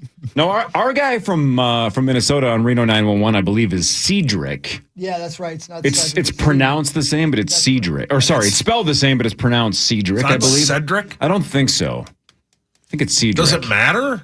It matters, yeah, it does matter. But what really matters is this. Got that right. Esquire magazine has rolled out its annual list of the best bars in the country. In 2026, the publication pulled together 14 bars, many of which are from cities known for their nightlife, like New Orleans and Chicago and Los Angeles. But it also includes a watering hole in our state of Minnesota. Just one made the list? Just one. Halftime Rec in St. Paul made the list and got high praise from editor Ryan Dignastanio. Yeah. Halftime Rec. Yeah, Halftime Rec. Halftime Rec years ago when they that burger battle that I would host. Yeah. They won it a couple of times for how good their cheeseburger is. Yeah. Halftime Rec is real good. Say the best Bloody Mary I've ever tasted. No kidding. That's what it says. Halftime Rec. Oh, I've been to this place. Yeah. I just Googled it, and I'm watching some video. They got a fancy little website. I've definitely been to this place. Yeah. Forgot about that. It must have been for one of the like hockey trivia bits or something. But I've definitely been in there before. That looks super familiar. Yeah. I think it's their Patty Shack burger is outstanding. That's the home run? Yeah. I like the looks of it from the outside. Yeah. I like that glass, man, with the ham spear right in the middle. Yeah, that's a cool place. Ooh, their chicken wings look amazing. You're hungry, aren't you? I am, yeah. Hungry girl? I forgot my thing this morning. Like you. I put my shoes on, and I was like, well, time to go. You put shoes on? Yeah, I put my shoes on and then didn't grab my decaf, my protein shake thing that I drink now. Right. I got here, and my waffles were gone. What? Yeah. So now we're getting Chick-fil-A. I'm pretty sure I've had the cheese curds at Halftime Rec. Yeah. That looks very familiar. Yeah, those look amazing. Look at that meat lovers hash I breakfast. gotta tell you guys won't get this at all. Hey, it's Wayne. Hi, Parker. It's Danny McBride. That's the voice that you think? 100%. Okay, hang on. Play the Kyler Murray soundbite again. Let's see if Danny McBride's the right answer. And then I have a teammate who I haven't talked to in years, literally texted me this morning. Kyler Murray sounds exactly like Danny McBride, which is so ironic that you guys bring it up. Interesting. Okay, let's see if that's the voice. Good morning. Hi, bud. No, come in hot. I love it. Hot take right off the bat. Hold on, here it comes. Now having to split reps, it's me already being behind, not getting the amount of reps that Come on. you would typically want a guy to get learning an offense. Righteous gemstones. That's probably the toughest part. Just again going back to the past, being in control of everything, understanding what we were already doing because I was comfortable within the system. Now coming into the new system, learning on the fly, trying to play fast, efficient, and let it loose. It's close. While learning it. It's really close. That's the toughest part. Yeah. That's the best guess so far. It's really close. Yeah. It's gonna be hard to find audio of Danny McBride that doesn't have cursing in it. Yeah, that's true. Because he knows I love Righteous Gemstones, Vice Principals, Eastbound and Down. Man. I watched them all last year, and he's like, dude, this Kyler Murray sounds exactly like him. How about the Bradley Cooper episode of Righteous Gemstones? Oh. Dude, the Bring first me back. episode of this last season where it's basically, it's the, how they became involved in becoming preachers, the entire family. And it's his great-great-grandpa, and it was Civil War times. And the rest of the characters are not in the film at all, or in the episode at all. Mm-hmm. It's just Bradley Cooper. Oh, yes. Remember? I'm with you. Yep. And it's the Civil War. most recent episode, It's a fantastic episode. Oh, so good. Where he realizes, and it sets his entire family in motion for where he can use religion to take advantage of people. That It's a show- great episode of television. That show's A+.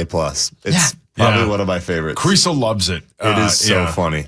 I mean, McBride is hilarious. Anytime you listen to him on like pods and whatever you're listening to him on, you were the first show I've ever done before. That's right. You came on years ago and pretended to be a hate mail. You got him enjoy yourself. Do you like that kind of atmosphere? A big premiere, red carpet, the paparazzi, the whole thing? I hate it. I can't stand it. You'd think that you would get used to that stuff the more you do it. And the exact opposite has happened with me. It's close. It's I close. get anxiety. I don't like it. Now having to split reps, it's me already being behind, not getting the amount of reps that you would typically want a guy to get learning an offense. Looking at the red carpet, all that's the flashball. It's pretty close. Yeah, it's not bad. Yeah, it's not bad. And I asked AI about it, and they said there's a lot of comparisons, whether it's like mainstream media or memes that compare those two's voice. So, Dude, I would never have thought to ask AI about it. yeah. But again, that's because I'm 55. That's a great idea. Handsome. I should have asked right at the beginning, who does he sound like? Yeah. No, wait a minute. If you didn't use Copilot, we're going to have to ask you to leave. Yeah, it was Copilot. That's why I said AI, because Yeah. It's Because the Copilot. only one Copilot you use AI. is Copilot. Yeah, 100%. Yeah, I'm a Copilot guy. Jeez, that was close, man. I thought we lost him. I use Mod. Mod? So I does know. Hawk. She called me and said, please ask Zach to quit coming over. Is it my turn? I don't know. The FIFA World Cup starts tomorrow. Oh, boy. Let's go. Can't wait. Welcome to the country, Andy. What do you think? This was as of yesterday. I don't know if it's changed or a lot or not. What do you think the odds are that USA wins the whole thing? Blank I heard this on blank to Burrow one. yesterday, believe it or not. Impossible. It ain't happening. It's probably 10,000 to 1. Yeah, that's probably not a bad guess. 5,000 to 1. Yeah, it's probably closer to that. 10,000 is probably not very 50,000 to 1. Ooh, Maxo. You guys are slightly over. 1,000 to 1. 2,500 to 1. 750. Way over. 500 to 1. 25 to 1. 1 to 1. It is. They are 32 to 1 to win the whole thing. They're 9 to 1 to reach the semifinals, and even money just to reach the final 16. So it's 50-50 basically that they get into the final 16. Paul, your hand's up. I have a question, and I would like a soft, kind answer. Ooh. Well, you should call a different radio show. Are they at those odds like the Yankees and some of these big market teams are because they know they'll get action?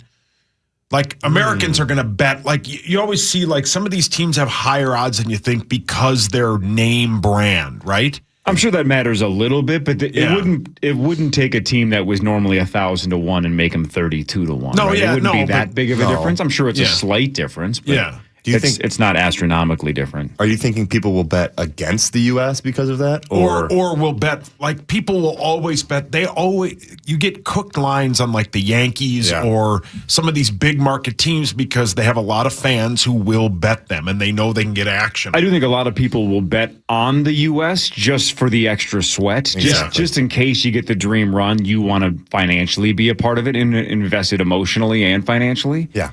But I don't think people are putting significant money on the USA. You're probably burning money. For example, France and Spain are your co-favorites on DraftKings. What are the odds that they win the World Cup? 6-1. 5 to 1. Yeah, 5 to 1. Yeah, 5 to 1. France and Spain are your favorites. Yeah. So Mexico versus South Africa kicks it off tomorrow in Mexico City at 2:00. Then the USA and Paraguay. 8:00 on Friday. Sauce, poker face. Yeah, go ahead. Get to it. Poker face, Sauce. Ready? All right, Max. We know you're going to back Sauce. That's your boy. Always. Yeah, thanks. Zach, So Parker, Hawk. That's me. Can Sauce name the continent that Paraguay is on?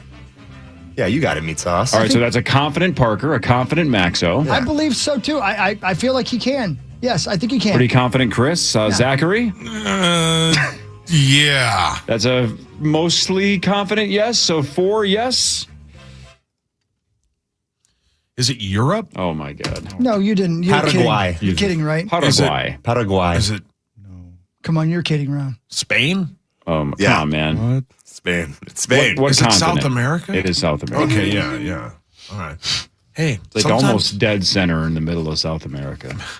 You know it's bad when Max goes, come on. Max, have you been there? You've been to Brazil, right? Does Brazil border it? Because Brazil's gigantic. It takes up like half of South America. I'm not sure if it borders it, but no, I haven't. I've been to Peru, Colombia, and Brazil in South America, but I haven't been to Paraguay yet. But I've heard nothing but good things. Is that right? Never been to Spain, Yeah. Spain's awesome. but I've been to Oklahoma. That counts. Wow, that counts. All right, Zach. That is a great song. Yeah. I think that's a band called Three Dog Night, I believe. How did people learn about Spain or Oklahoma back in the day? It wasn't a terrible question. He's a kid. Encyclopedias. I get what you mean, Zach, though. I see where you're coming from. Encyclopedia salesmen were a thing. They literally had lots of sex. They would literally come to your doors and sell you encyclopedias. And it was hundreds of dollars. How much did one run you back in the day? A couple $100 for the whole set. Yeah. It was, as Hawk said, it was the internet before the internet.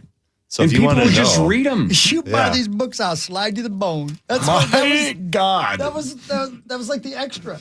It's like it was like a bonus package. You've definitely watched a video of somebody selling encyclopedias. Just maybe you got to skip that part. Might have changed my view on encyclopedia salesmen. You got to fast forward, Hawk. His dad only had like 5 tapes, and I watched them all about 100 times. They were the pizza men of their day.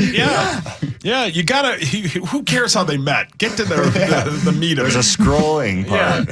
Hawk's watching the background of lore. Was that the scene, Chris, where they're like, "Hey, if you can't afford all 26 books, at least let me give you the D." Yeah, that's exactly right. It's like the most obvious encyclopedia And of course, Hawkstad had a flirting video of joke. it. Yeah, of course he did. Yeah. All right, the news in a second. Parker Fox is here. This is the Power Trip Morning Show on the Fan. From the 1-800 Ask Gary traffic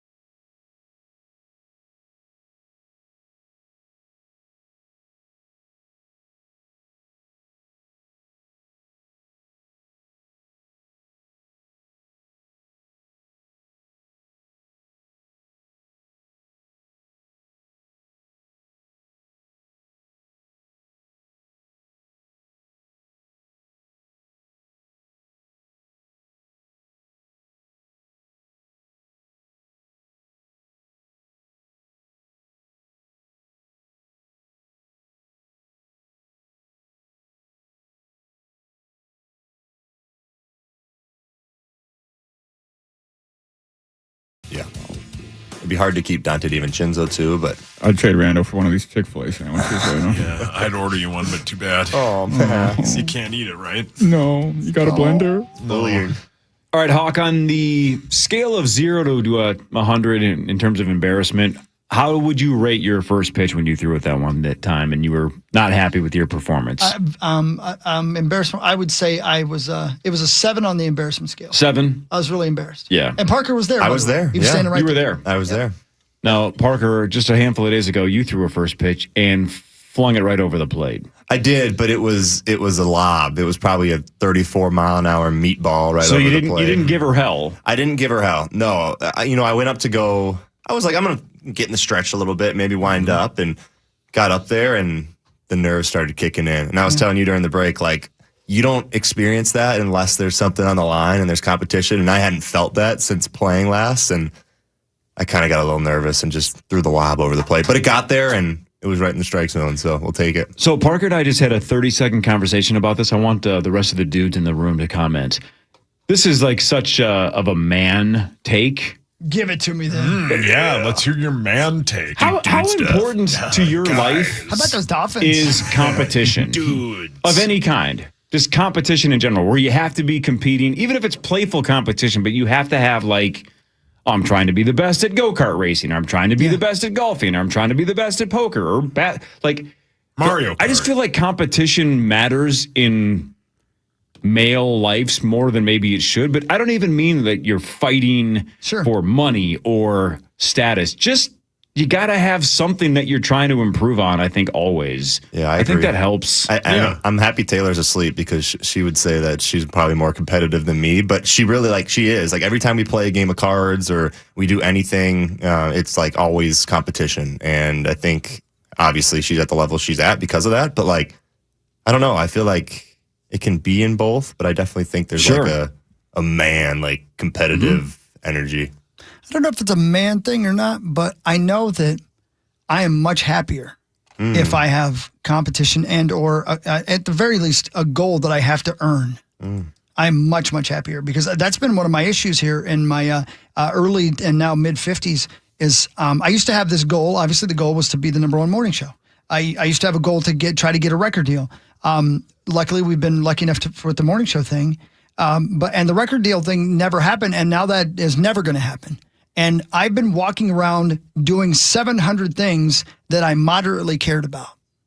And then instead of a couple that you really care about? Yeah, instead of really being driven. And I would wake up and go, I guess I could go do that. And that's not the same as, man, I want this thing. Let's freaking go. Right. Yeah. And then getting back to working out really helped. And that's number one. But then realizing that just because I'm 55 and I can't ever and never will get a record deal doesn't mean I can't still pursue being great at what I love doing, which is singing, right? Yeah. So I set that goal out there again, and it's made me much happier. So I don't know if that's an answer to your question, but it's an important thing for me anyway, man. I am goal-driven.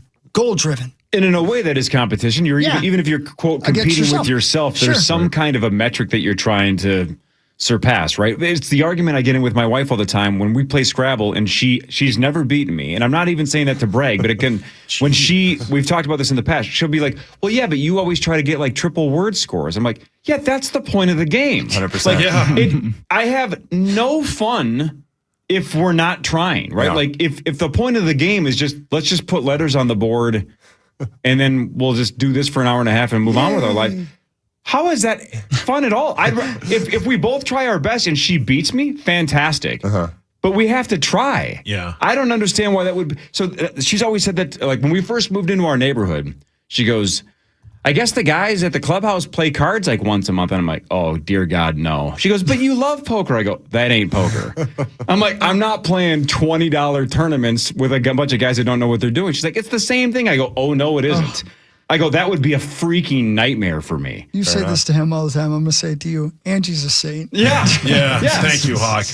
But because that would just be playing cards and we're just having fun holding cards. That's not actually competing. Yeah, you're not trying to do it for fun. That's why, honestly, Sauce, you baffle me. though. You baffle me because I don't understand how you love golfing, but you don't keep track of your score. Like that would make me so uncomfortable not knowing if I'm improving. Yep. Not just to go like, oh, I definitely know I'm better than this player and this player. I would just, for my own metrics, be like, am I getting better?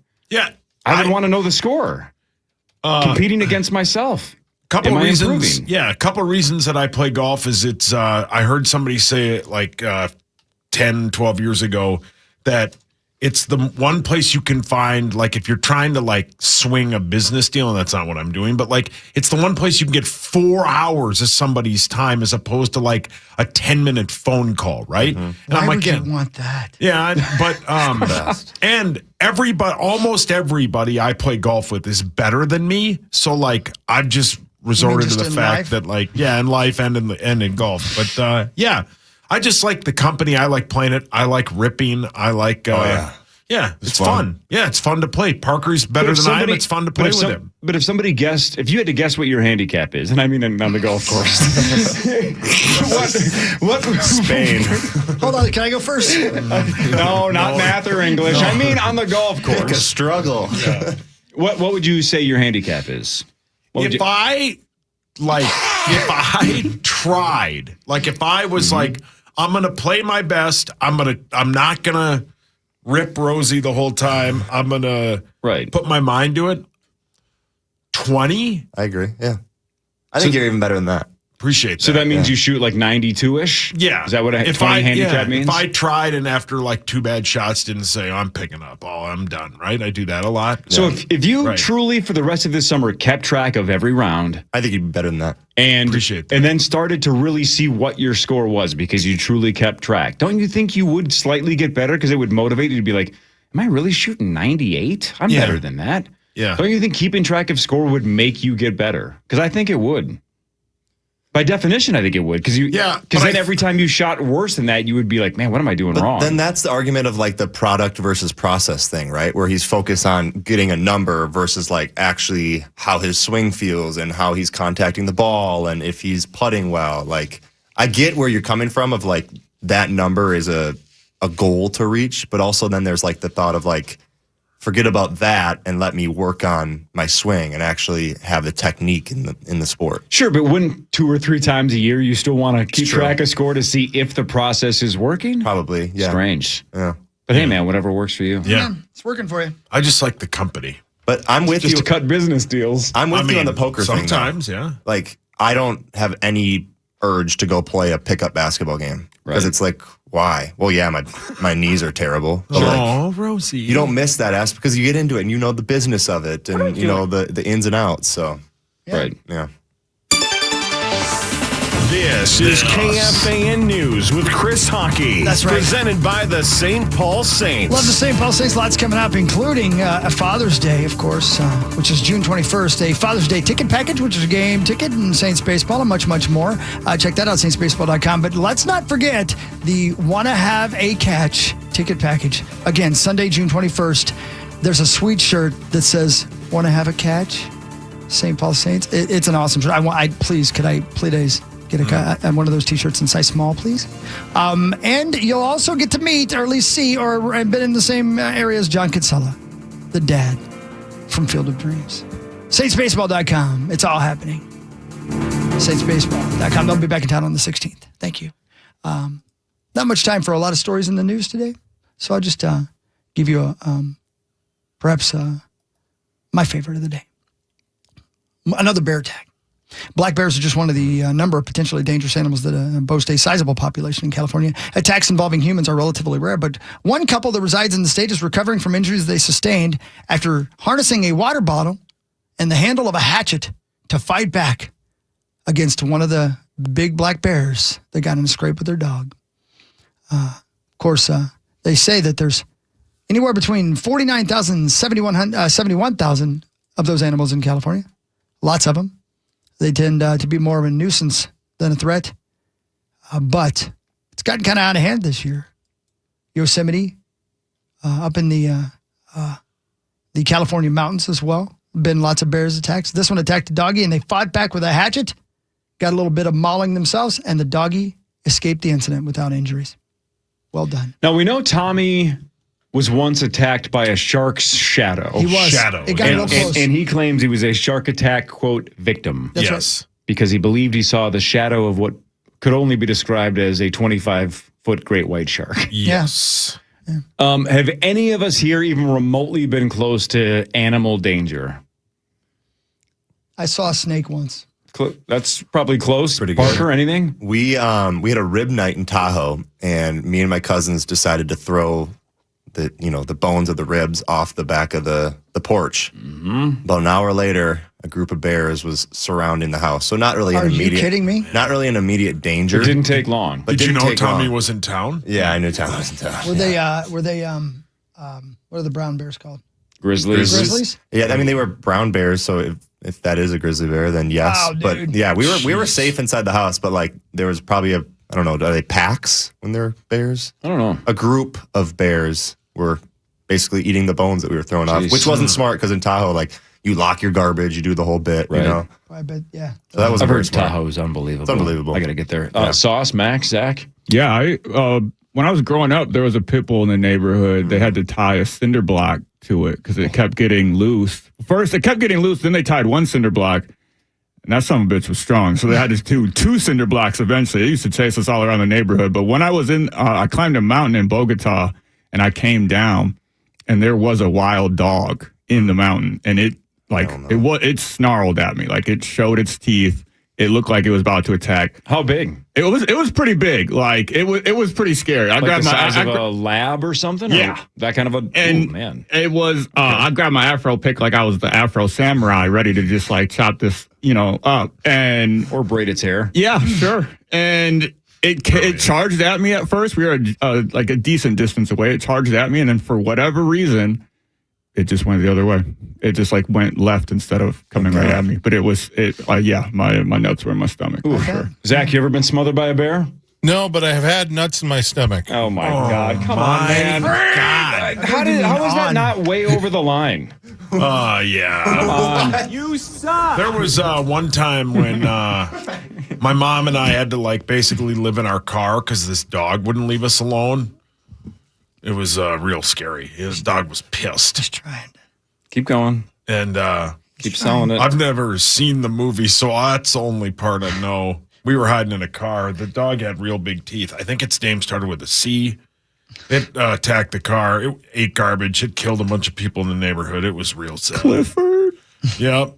That bastard. The big red dog. Yep. I also have not seen Cujo. I haven't. You have, right, Hogs? Of course, yeah. You read the book. Is the book good? It's better than the movie, yeah. Yeah.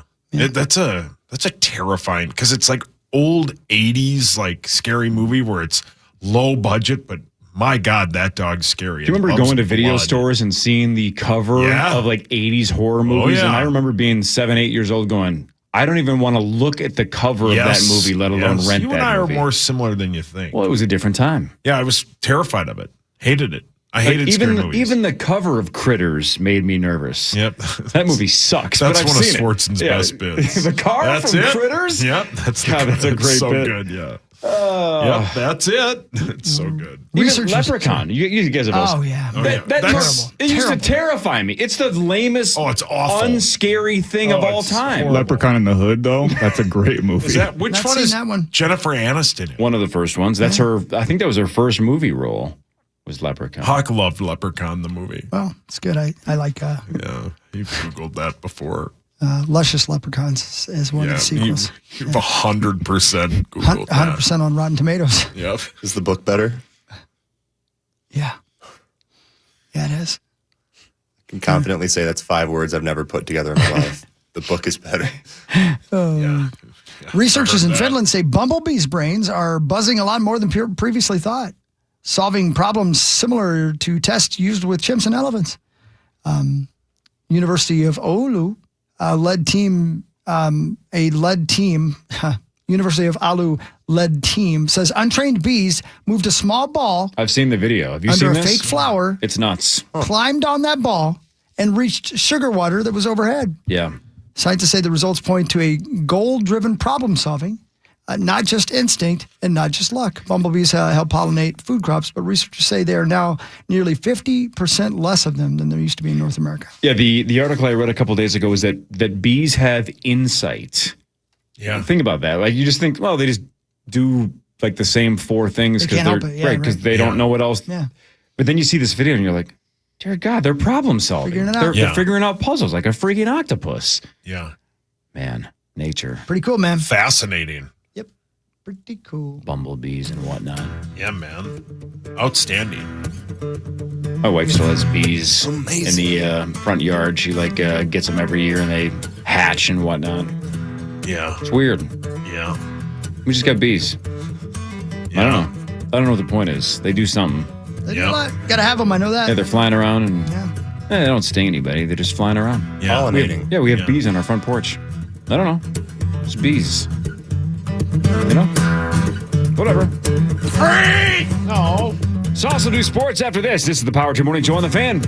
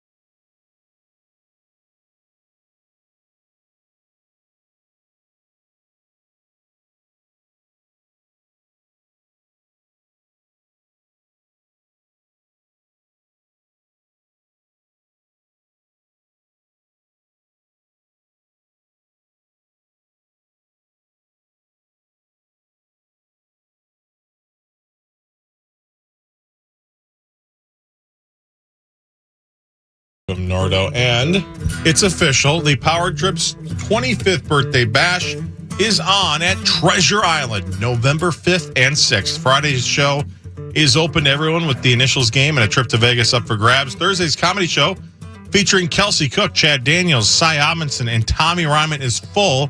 But you can join the wait list now. Just go to KFAN.com/25. That's 25. Man, it's going to be sick. It's going to be awesome. It's going to be absolutely stacked and packed at TI in November for those two shows. Again, shout out to our friends Kelsey and Chad and Cy and Tommy for helping us out. That's going to be awesome. Huge. Can't wait. It's going to be so cool. Yeah, man. All four absolute killers. They're awesome. It's time for Fan 5 on the Power Trip. Let's see here. The Hurricanes scored 3 in the first. The Golden Knights scored 1. Vegas, though, scored 2 in the second to make it 3-3. Vegas is outscoring the Hurricanes 9-1 in the second period of the Stanley Cup final. But then in the third, the Hurricanes scored 2 to close it out, to close out Game 4, 5-3, and even the series 2-2. Game 5 is tomorrow in Carolina at 7. You can hear that right here on The Fan. Yeah, a lot of heart from a very desperate Hurricane squad. You can't go down 3-1 in the Stanley Cup final. I think the last time somebody came from 2 games down, it was like 1942 or something. So they needed to win. They got the win. They will force Game 6, potentially Game 7. I think it'll go all the whole distance. This has been a wonderful series. Both these teams very evenly matched. And hey, credit to Bussy, the goaltender for Carolina. It's the first time coming in and playing very, very well in relief of Frederick Anderson. So, you say Cedric? Cedric Anderson, yes, Cedric. Frederick or Cedric? Cedric. Yeah. Cedric. Cedric? I mean, whatever. You can say it either way. Oh, you can say it either way. Okay, got it. You pick. You've been around the industry long enough. Cedric? Okay.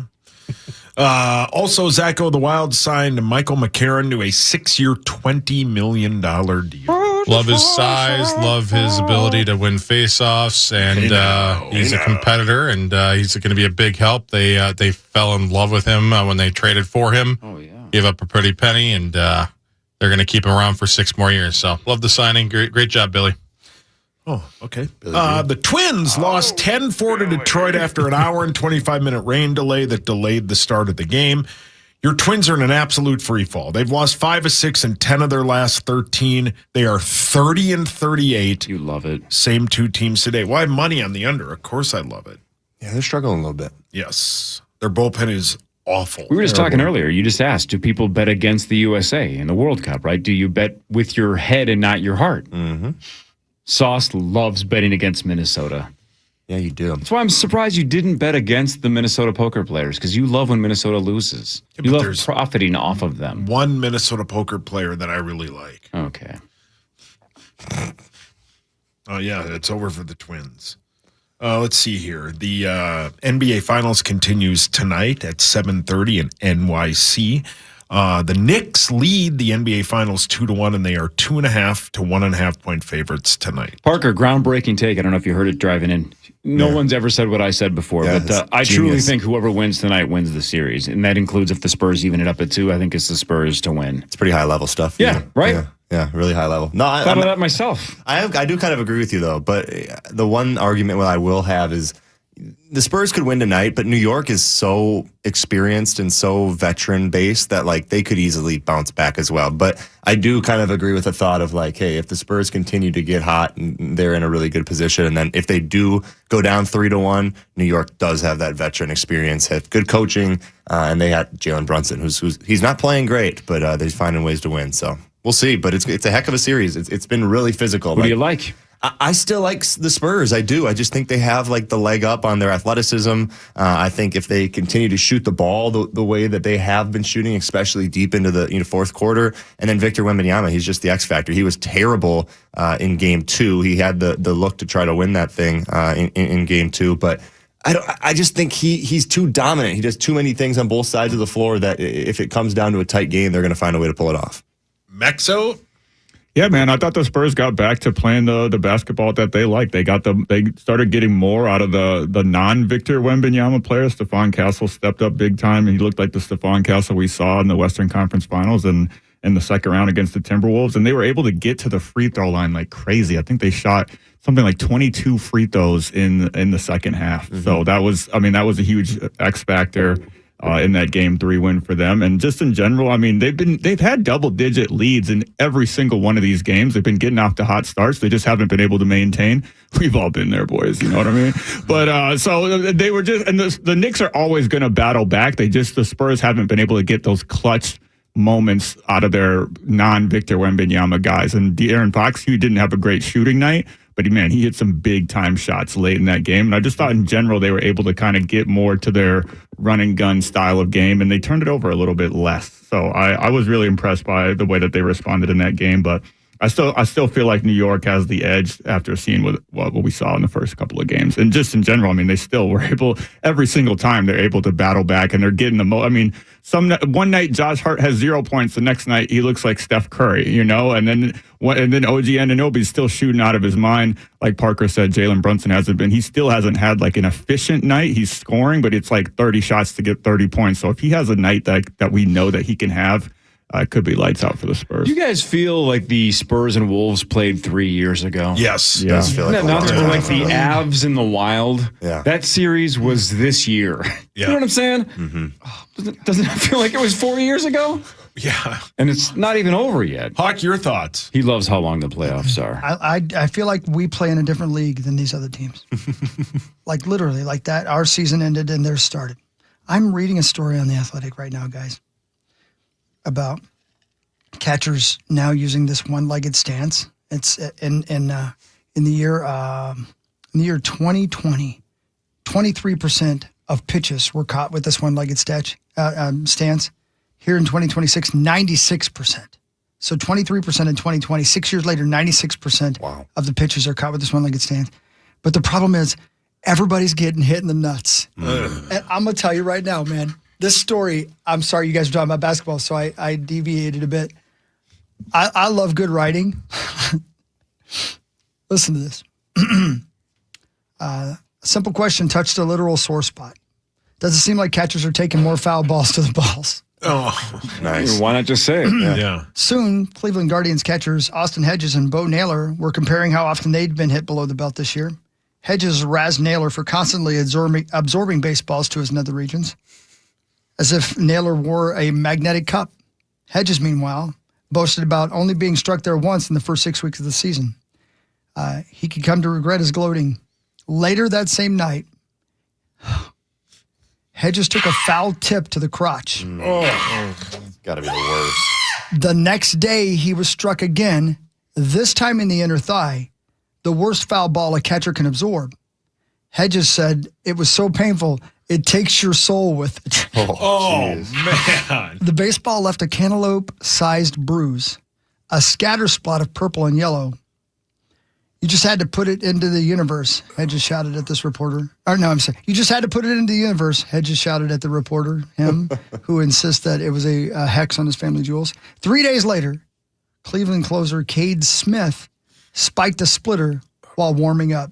This time, the baseball ricocheted off the dirt and plunged directly into Hedges' existing thigh bruise.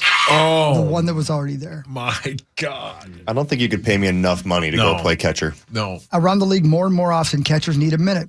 It's become routine to see the umpire call time as the catcher lies in agony. Guys are keeling over, says Detroit's Dylan Dingler. What? I mean, he sounds like the expert. He does. There is no data on the specific phenomenon, but the dozen current and former catchers the Athletic spoke to agree that it is happening, and they agree it's happening because of the one-knee stance. It's helping people prolong their careers, but it's destroying their nuts.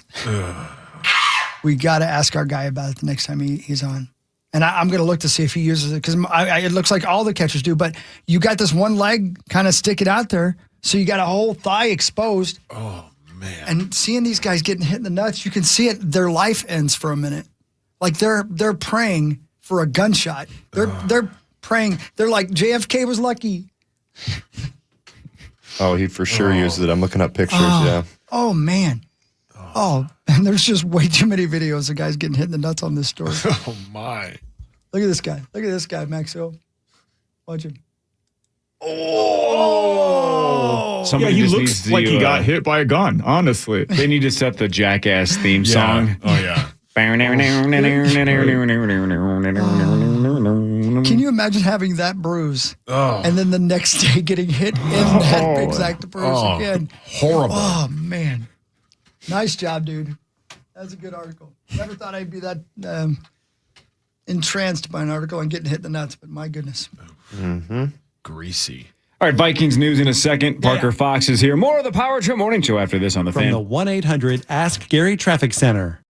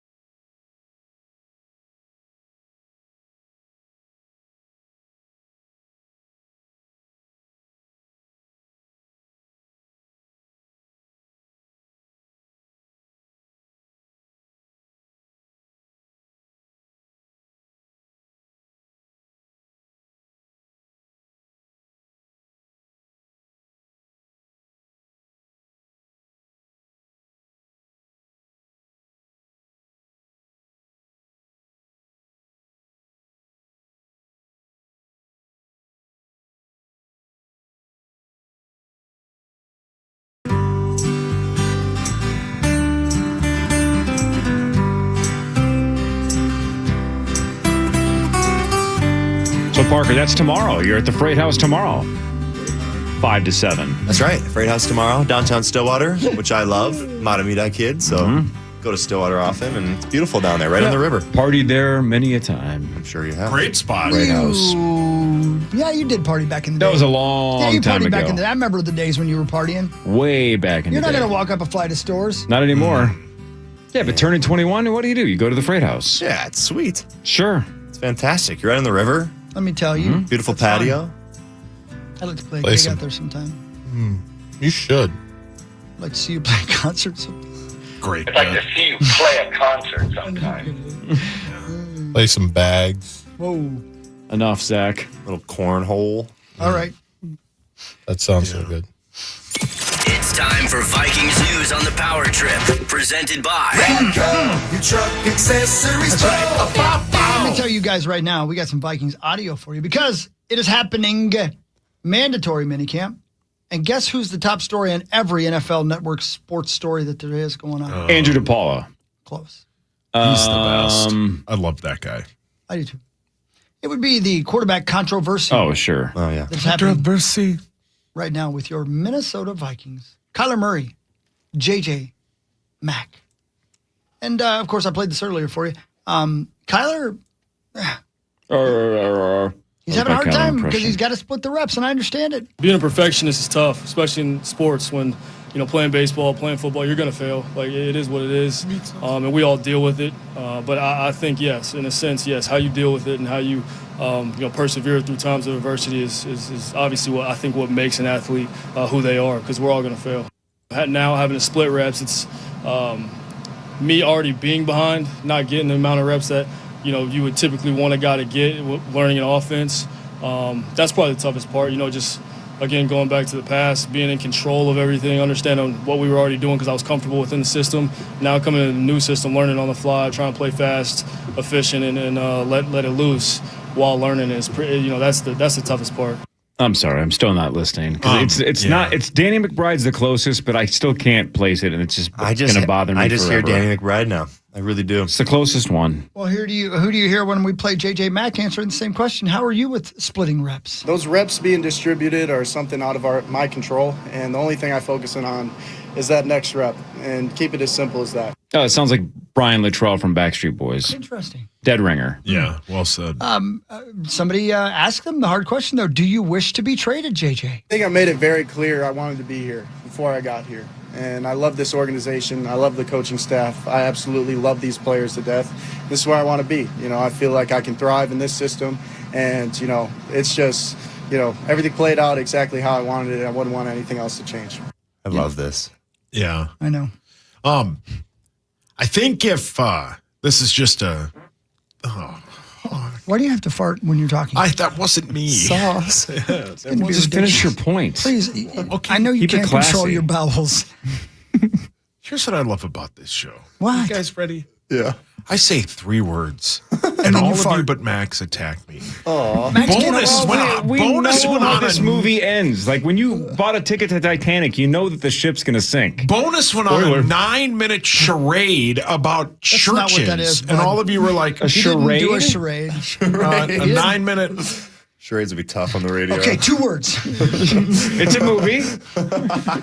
He went on a 9-minute chat about 9-minute charade. See, and you wonder why we don't have faith in the rest of your sentence. But do me a favor and just fart again. No, I forgot what I was going to say. I wonder why. Oh, 2 Thank things. God. 2 things. Thank God. Just relax. Hold on. Who are you talking to? Everybody that's judging me in their Come on, car. Wilson Phillips, get to it. Call your hands up. You asked Carney Wilson. He would give it to her 6 ways to Sunday. Hockey. Yeah, he would. 2 things. Yeah, he would penetrate the green M&M. He doesn't care. He got legs. Hey, no, the green M&M is thick, though. He's seen that. I'm saying. In Hawk's defense. peanut He's one. definitely Googled Stand that. up for my client. Brilliant. Okay, 2 things. Yeah. Relax. You don't I have to- said yes. Would you stop? Frankie Goes to Hollywood. Yeah. Okay, 2 things. We know. 1, I get what Kyler's saying, and I also understand why they keep saying and doing this as a competition. How long are you going to talk? God, that's been a Let my 9-minute charade continue. Yeah, do a 9-minute charade. And That's so good. but if they come out tomorrow and they're like, hey, Kyler Murray, once we start training camp, will be the starting quarterback. They kill any trade value J.J. McCarthy has. Exactly. That's why. That's why this is still going on. GMs aren't dumb, though. They know what he's worth. Right? Sure. Do you think a training camp battle is going to turn a 5th rounder into a 2nd rounder? No, but I think they know how good or bad he is. I mean, or at least how good or bad they think he is. Yeah. But how much impact is getting a new GM have on that? Well, I think that's going to be their excuse to trade him. What was point 2? What? You said 2 things, like 8 times. About 8 times. So the first one was that you understand Kyler's take. Yeah, Kyler should be. They should just name him the starter so we can move on with this charade. They should and make him 2, the starter. A 9-minute charade, and then 2, the what? The starter. Sorry if I mispronounce it wrong. and then the second point is that the trade value Yeah. is the trade Yeah. value thing. Okay. Yeah. So that was point 2. Yeah. I thought it was just all one big point. I think you went 2 for 2. Well done. Thank you. Wow. Yep. Thanks, Parker. Yep. You were How long are you going to talk? Not 9 minutes about church. So now you're ripping bonus. No, I'm just saying. Sometimes people just go and go and go, and you guys are like, man, this is great. And then I go, I want to talk Vikings. Shut up. Don't care. You're dumb. Move on. Read my mind. See, that's Always exactly the what mentalist over there. And then Hawk farts. That was our pre-show meeting this morning. Yeah. Has anything happened with O's? Is he still around? He's still around. Os. O's. You remember the movie What Women Want with Mel Gibson? And I mean, Hawk loved that movie. I'd like to see you play a concert. Parker, think of this this concept. It was he could read the thoughts of everybody around him. So essentially, So good. he knew exactly what women wanted. He could flirt with them because he could tell if it was working or not working. He knew what they were thinking. Man, what a superpower. That is the ultimate superpower. It is. Out of any superpower you could possibly imagine, I think you could dominate the world if you could read other people's minds. Truly do. Probably. Yeah. Although, would you guys want to know? Like, for example, if you walk down the hall and every single person thought what they thought about you, and then you knew what they thought about you. No way you'd want to There know are aspects of that would be absolute hell. Corey. Yeah. Because they wouldn't be able to filter their thoughts and be like, this guy's the worst. I'd get fired. Corey. Yes, Chris. There's nobody down the hall. Oh. There's no hall anymore. That was a test. You passed. See?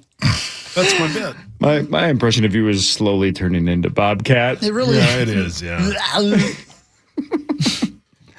Hey, what do you? I don't know. That would be it would be heaven and hell at the same time, right? Because man, you could get rich really quickly. Yeah. Really quickly if you knew other people's thoughts. Are you guys caught up at all in this Texas A&M story Yeah. with the Texas Tech? Not I'm really. sorry, Texas Tech. Yeah. Yeah. I just know the Brandon headline. Sorsby. Yeah. Yeah, the gambling and whatnot. He bet on insane. himself 1 billion times or something. So Texas Tech quarterback Brendan, I should say, Sorsby is back. Sorsby won an injunction against the NCAA that will allow him to play for the Red Raiders in 2026. That happened on Monday morning. The stunning ruling concludes a 6-week legal saga that kicked off April 27th when the NCAA announced it was investigating Sorsby on allegations of gambling while he played for Indiana in 2022. As Sports Illustrated noted in May, the filing stated Sorsby placed at least 40 wagers on the Hoosiers' fortunes in 2022, though never on games in which he participated. That same day, Sorsby announced he would enter rehab for gambling addiction, and the Red Raiders stated their intent to support him. Now that support seems to have paid off, with Coach Joey McGuire's team's chances for the Big 12 and national title conversation saved, at least for the immediate future. Great article again in The Athletic today talking about how people have gone crazy about this ruling, basically saying that now there's just no ramifications for any kind of cheating and any kind of gambling and anything. Everybody blaming the NIL. You're somebody who was just a Big Ten athlete, just a college athlete. What do you think of all this, Parker? Well, for me, the funniest bit is like all that needs, and I could be wrong on this, so correct me, but all that needs to happen is there needs to be a judge that rules him eligible, right? Right. That judge was a Lubbock County And it was a judge. Texas, I think I read, was a Texas Tech alum. Yeah, and you know all the money that's there. I can guarantee you there was somebody in the back of, of some room telling him, hey, make sure this kid plays and we'll make sure you're in a good position for the rest of your life. So, I don't know. I think there's just so much behind the scenes and the money of it, especially at Texas Tech, which is insane that West Texas oil money is flowing there. They have more NIL money than about anybody in the country. But for me, really what this showed is the NCAA doesn't have any power anymore. You're letting a kid who the rules say you can't bet. You can't do it. And he almost spent $100,000 betting, and you're going to let him play. Hockey! If there is only one rule around gambling, it should be that rule. Yeah. You can't bet on games you play in. You either can do it or you can't do it. And if you can't do it, you shouldn't be allowed to play. It's pretty simple to me. And then the fact that you just need one judge, a local judge, who's obviously going to vote in rule of the starting quarterback for his hometown team. I don't know. It makes zero sense to me. I agree. We see guys going to prison for this, federal crime for. I think I saw something the other day on Twitter, and it was the guy whose brother plays for Denver who bet on games. Dante Porter. He's banned for life, and all these people that have, Pete Rose banned for life, and then it said this Sorsby kid 2 games, and it's well, that's ridiculous. If you're betting on your team, you should not be able to play. I 100% agree. He plays for the Nets now too, by the way. But yeah. Oh, does he really? Yeah, he got traded. Hawk was going to tell me that. But no, I 1,000% agree. It's there's the rules that are in place, and if you're not following the rules, there's consequences. And you can't just escape the rules because you're a starting quarterback, and there's a lot of money around. Right. Sorry, Parker. In a poll yesterday, The Athletic got back results that said 85% of the people responded to the poll said it spells the end of college football as we know it. Jeez. Yeah, the NCAA is in a tough spot because moving forward, they've basically shown they don't have any power. So what's the point of it? It's and I can tell you at this level, it is pro sports. There's not a starter in the Big Ten on a basketball roster who's not making near $1 million. That's not amateur sports. The weird thing here is though, this has very little to do with college football. You can't do this in the NFL. You can't do this in the NBA. You can't do this in any sport. You shouldn't be able to do this. No. It should be against the rules. Yes. It should, and again, it doesn't have anything to do with NIL. You can't bet on the sport you're playing in. Mm-hmm. And if you are found to be doing it, then there have to be consequences. There has to be, yeah.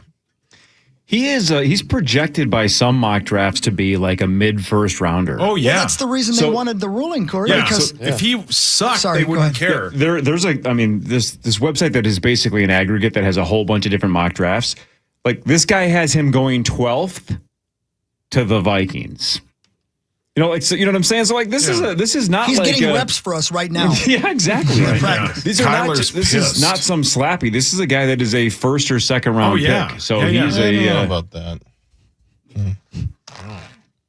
And might have. We know you're on JJ's side. And almost kicked his career away from gambling. Hey, listen, gambling's a problem. It's an addiction. I get that. I really. He was really in do. inpatient facility for 35 days. For sure. But again, as somebody who has an issue, if you do the crime, you've got to do the time. Mm-hmm. There have to be rules. If not, it doesn't make any sense to me. It can't be 2 games. And it's just such a slippery slope. You let this kid get away with it, it could just be everybody. But then anybody. there's also the education thing of hey, you're giving a 18 to 22-year-old kid, in this guy's case, $6 million to play quarterback. What do you think he's going to spend that $6 million on? Right.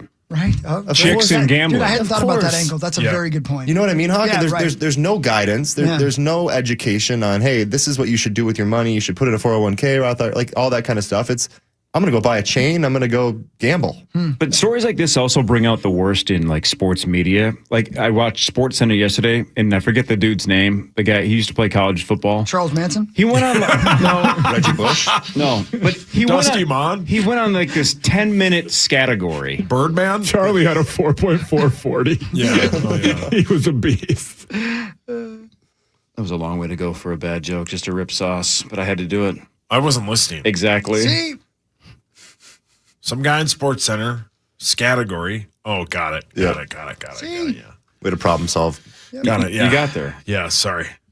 I knew you were going to rip me. There you go. Anyway. Apology weren't- accepted. You weren't watching. Well, it's, I Sports missed Center. 3 days. My spots missed, and I missed 3 days. I got to catch up. My Well, quota is my quota. You know, Don't it's in my take contract. it out on me.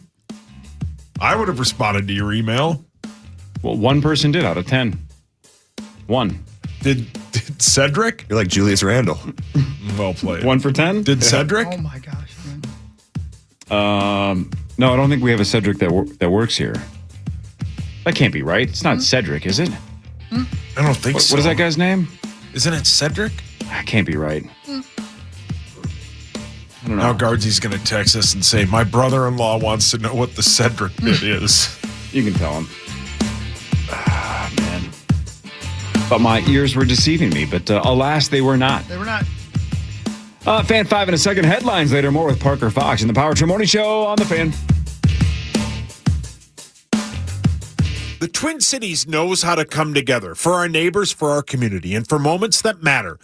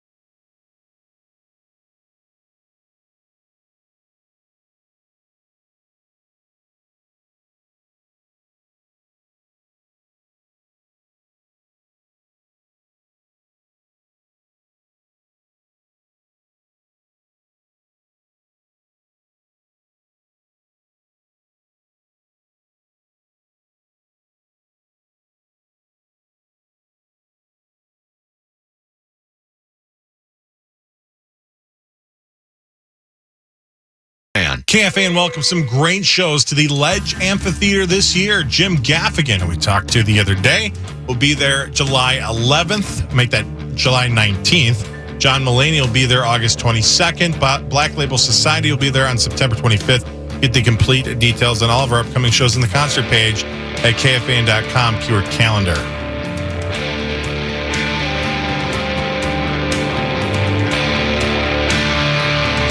Welcome back, Power Trip Morning Show. 8:06, here we are. Finally, the 8 o'clock hour. Just saw the boss, Chad Abbott. He's excited. He limped his way down here to say hi. What'd you guys talk about? Nothing. Drop foot. Wow. Okay. Yeah, just drop foot. Yeah. I don't think this is going to do justice to how good the moment was in the moment. We've all had those laughing in church moments where you can't laugh. You should not laugh, but that makes you want to laugh even more, makes the urge to laugh even bigger, and you can't laugh, and it hurts, and you're trying not to. I had one of those moments on stage last night. And I don't think Jeff will mind me saying this story. We're doing our Vietnam show, 6 shows in 6 days at the Chanhassen Dinner Theater. Last night was night 2. And it's a very emotional show because we have Vietnam veterans and veterans tell their stories in between the songs. And we play music. And at the very end of the show, one of the last songs we play before the encore is Let It Be. And I do the first verse, Jeff does the second verse, and Pamela does the third verse. Well, even though we've done this show, Corey, 1,000 times, sometimes your mind goes blank and you forget the words. Well, I sang the first verse, and Jeff started the second verse. And he realized he was singing the line I just sang. And you could kind of hear it, and as a singer, you're on stage, you're like, okay, well, he's messed up here. What's he going to do? And halfway through his line, he realizes it. And he goes, the line is, find myself in times of trouble, Mother Mary comes to me, speaking words of wisdom, let it be. And I hear him, and he realizes, and he starts to pivot, and he goes, licking words of wisdom. Whoa. Tie down. Whose is it? And so here we are on stage, and my next thing I've got to do is, and so I go, and I can hear Jeff go, and everybody on the stage is trying not to laugh because it's a very emotional part, but he's just said that he's licking words of wisdom. Let the man lick. Yeah. Let him lick.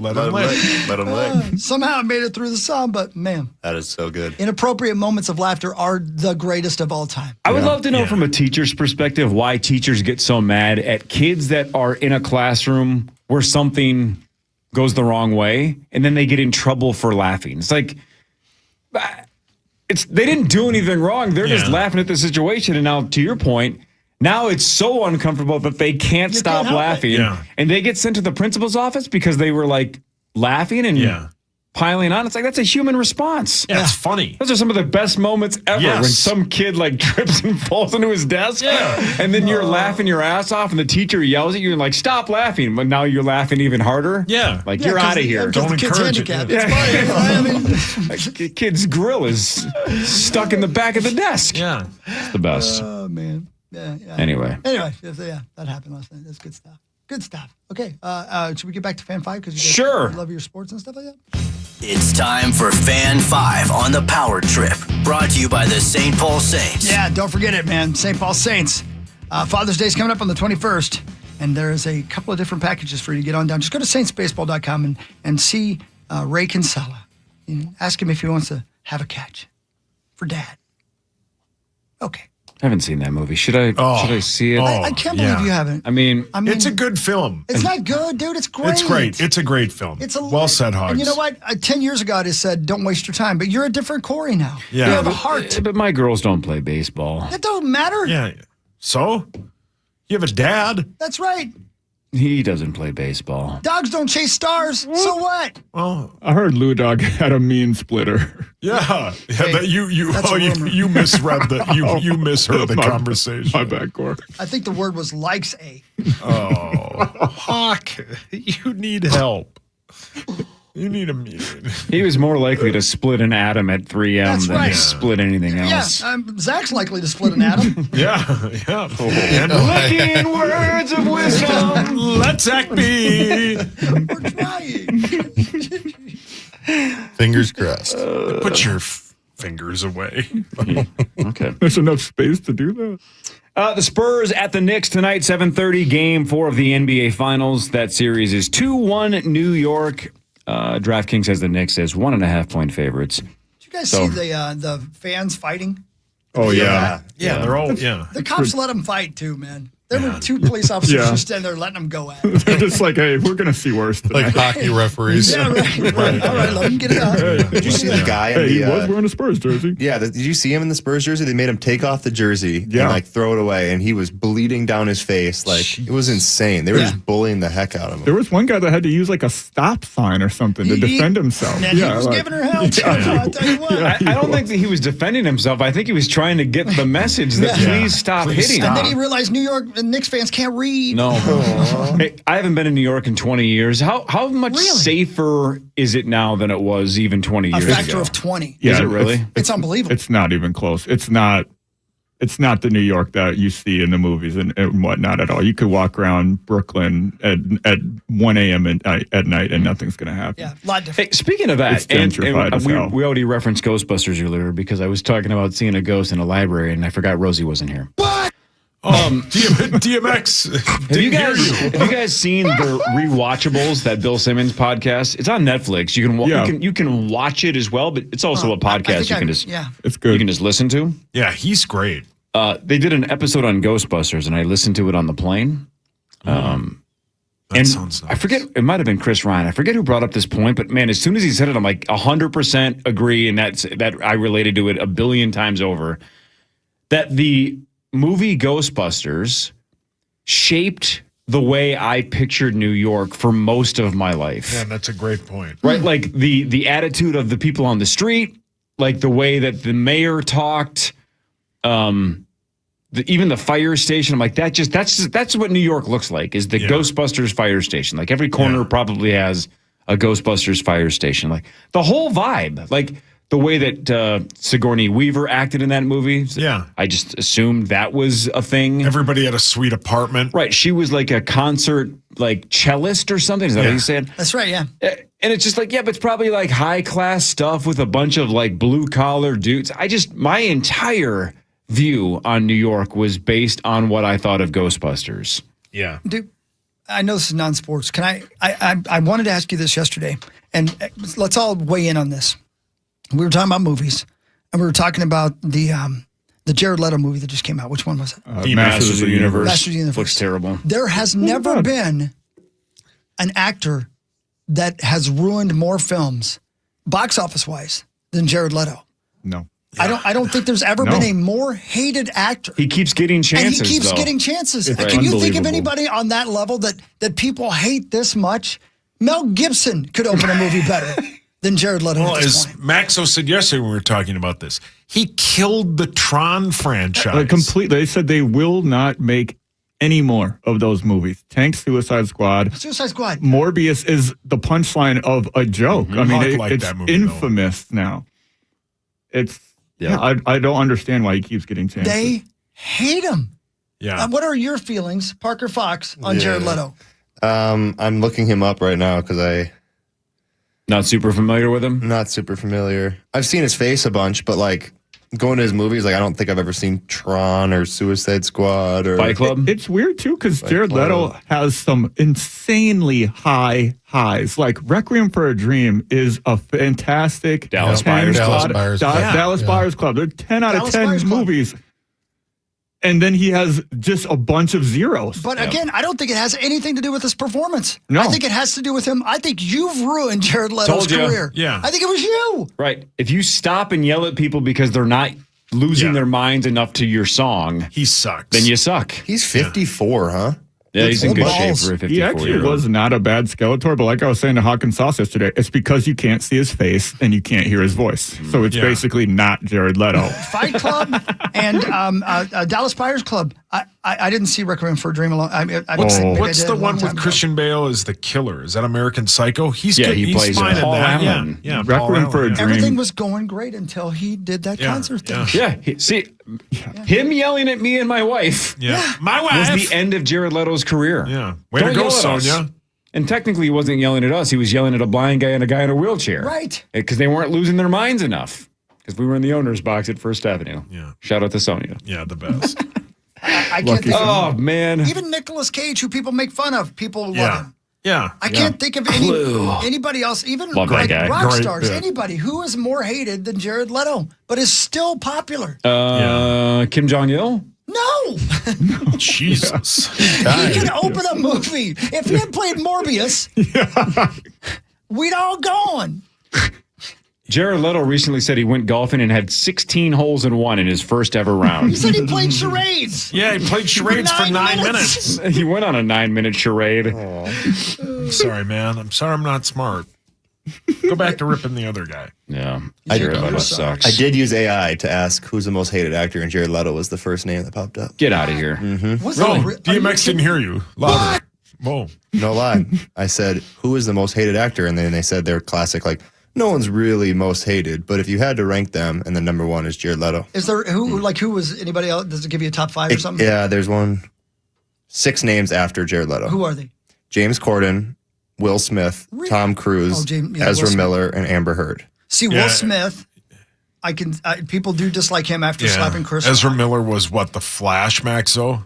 I don't think I know who that is. So He's not in anything really like crazy notable, but he was the Flash, and he went on like a rampage there for a second. He just was getting into altercation after altercation that after guy, altercation. Yeah, that's a very recognizable face. I think Tom Cruise is very polarizing because I think most people love him. They on screen for sure, right? Yeah. The troublesome stuff is the Scientology stuff. And Yeah. Is he helping covering up some stuff? And where is this? Like, there's some weirdness to Tom Cruise, but I don't think he's hated. No. And his movies are always great. Yeah, always good. And Will Smith Maverick is sweet. the man for a long He sat in that studio, and I was in awe. He was That's so him. nice. Yeah. I think it's just Slap changed everything, man. Yeah. And we knew it in the moment. Like, this is the rest of his career. He's going to be known for the slap. And if you dismiss that, I think it holds up. Like, how long ago was that now, the slap? I was like, 5 we years were ago? in Ireland. So, yeah, in the last 5 or 6 years, right? Whatever. Yeah, because I remember When did that tennis movie I come out? got a text from my friend just being like, Will Smith slapped Chris Rock. I was like, are you high? I was like, what the hell are you talking about? Yeah. I still think when Will Smith dies, that's going to be in paragraph 1. And this is maybe exactly the point. I wrestle with whether or not he thought that was a good move for his career. To stand up for his wife To stand like that? up for his wife and to be the strong guy who's going to slap a guy for saying the bad thing about his wife, you know? Yep. Yeah, like, because I don't see anything that he or anybody in his family does that doesn't seem calculated. Right. I just like Backfired. the whole walk up there too. It wasn't like it was just like you're standing next to me and I'm gonna slap you. Like there's a lot of When you could time. There's part of it where like Chris Rock is like, is this a bit? I missed? Like what happened here? It seemed like it was. And of all, and I don't mean to demean Chris Rock, but he's not a guy you see. I mean, you almost feel like he kicked a puppy. Chris Rock is not seen as a tough guy. You know what I mean? Yeah. If you walk up there and slap, Cedric the Entertainer, I don't know. I can't think of who's a tough guy, right? I can't Arnold think, Schwarzenegger? Yeah, but a comedian, like somebody like who's doing comedy. You're like, you smack that guy. I don't know. It seemed like smacking a puppy. I don't know. Yeah. But anyway, it doesn't matter. Anyway, Jared Leto, way to go. Yeah. Way to go. See, it all ended with Corey Cove. But Maxo, if you're right, why even hire Jared if you're going to use CGI for Skeletor and alter the voice? Then you can have anybody do it. At that point, you literally could have had anybody do it. Dov do it. I love that they have so little faith in him. They're like, everybody hates this guy. Let's cover him up. Just Why even completely hire him cover then? Is it okay? Is the movie okay? It was not bad. I had seventh level of hell expectations, but it was not bad. It's bombing financially, It is right? terrible. Yeah, she said it was box good. office wise, it is absolutely bombing. Well, I would ask again, who the hell is it for? That's the thing. It's for our generation. It's kids in the 80s. But I look at a movie like that and I go, well, if I had a young child that was into Masters of the Universe, again, why? Why would they have seen it now, right? Good point. So it's for us, and it looks like a cartoon. That's a good point. I'm not going to see it. That's a very good point, I freaking loved Same. He-Man, and I had zero interest in going to see that movie. And that go movie to- was made for my exact age. That's a great point because like He-Man's not still a thing. No, Not it's even been close. out of the limelight for a long time. time. But He-Man was A+. It was, but that was 40 years ago. Yeah, So right. you're playing to 40-year-olds, 45-year-olds. I had no interest in seeing it. No. I think they tried to, also just kind of going off the way that the movie played out, I think they tried to have like a man version of Barbie because it's Mattel as well. And it just didn't work good out. point. Yeah, it didn't really hit like that. Yeah, But it was okay. Put the baby goose in there.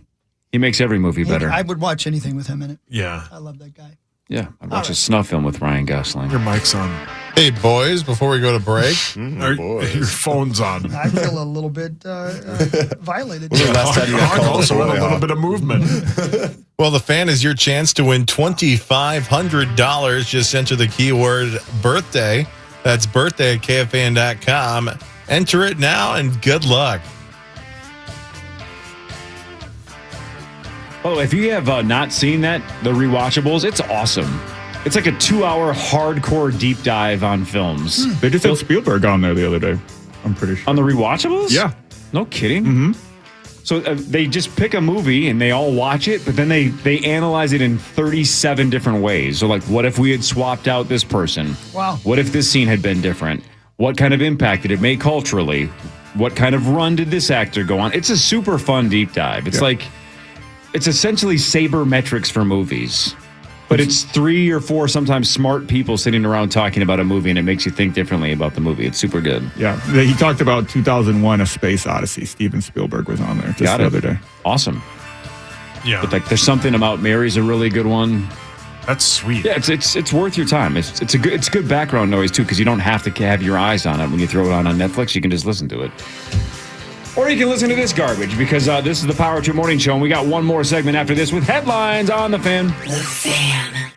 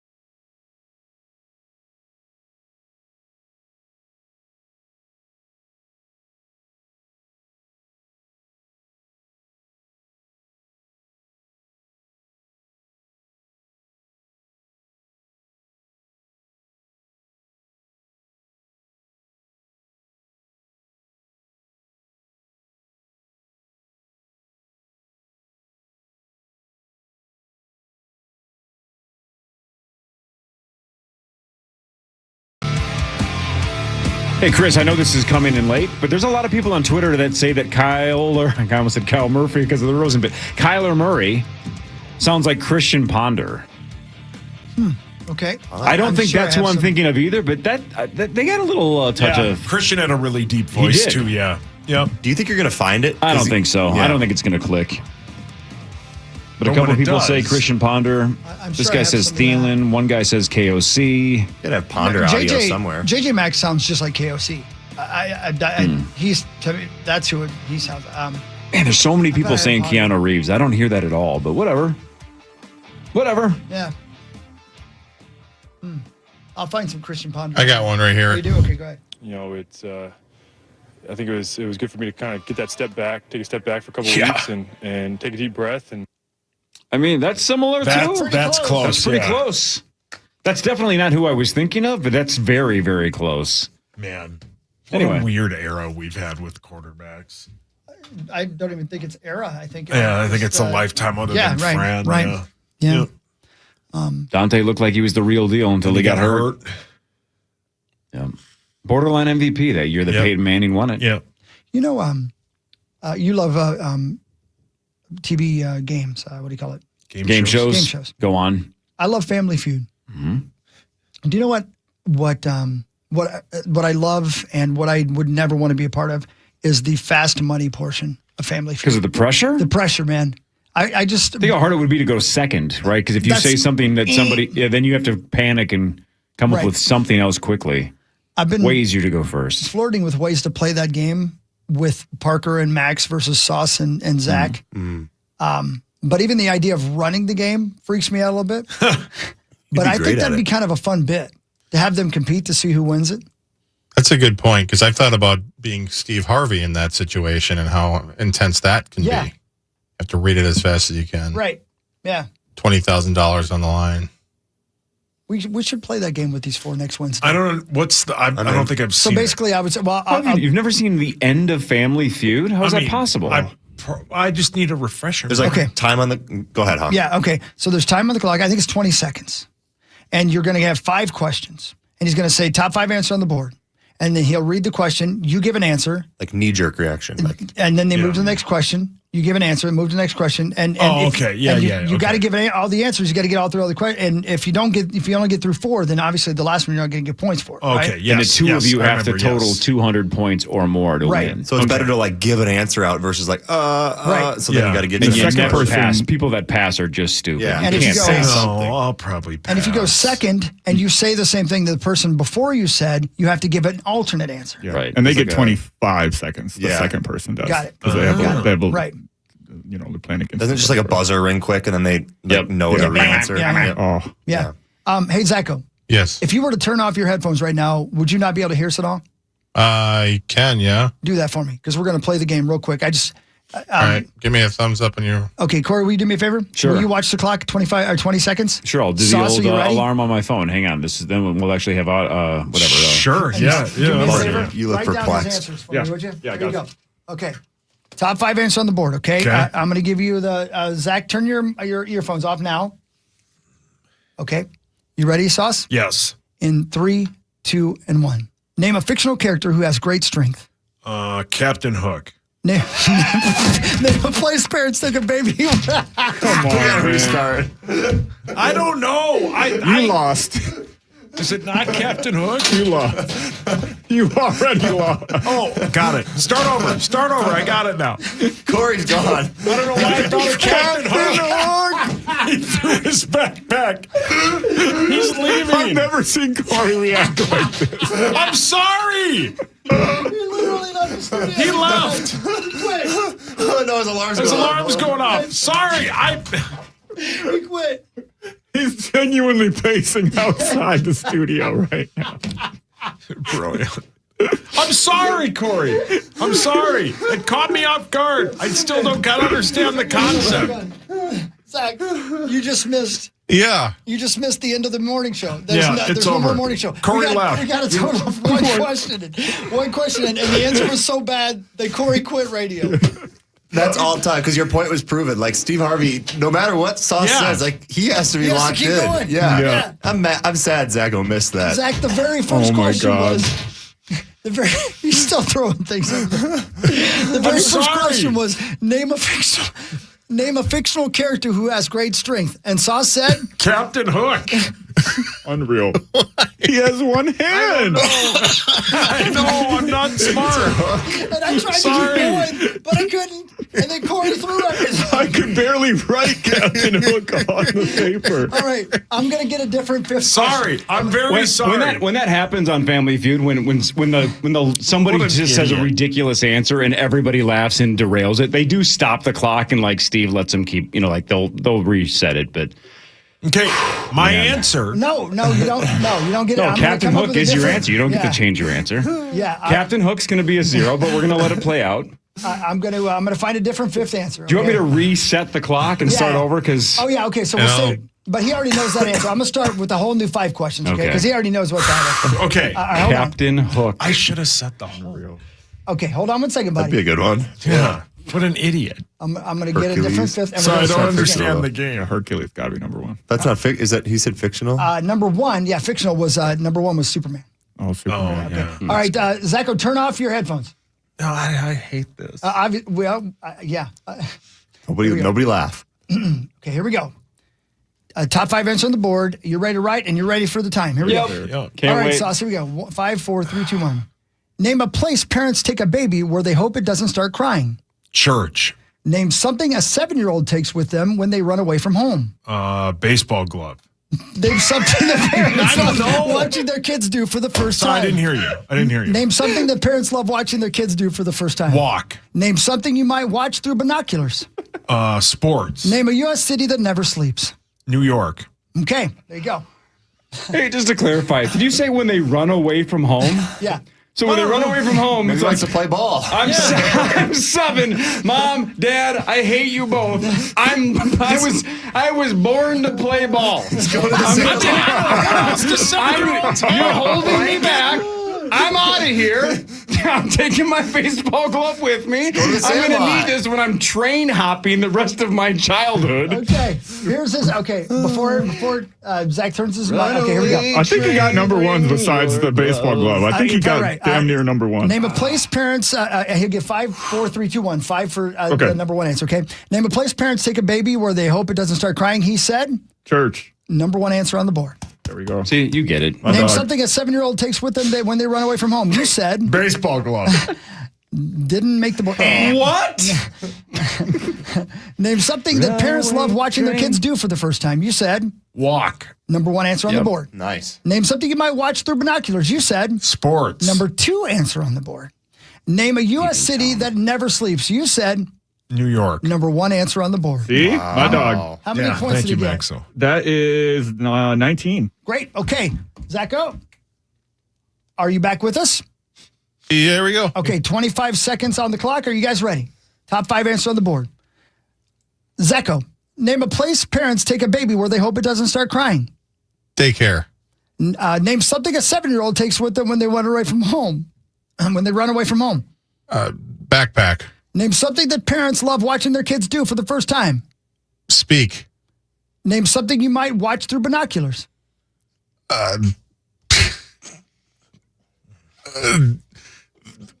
The Vikings' first loss.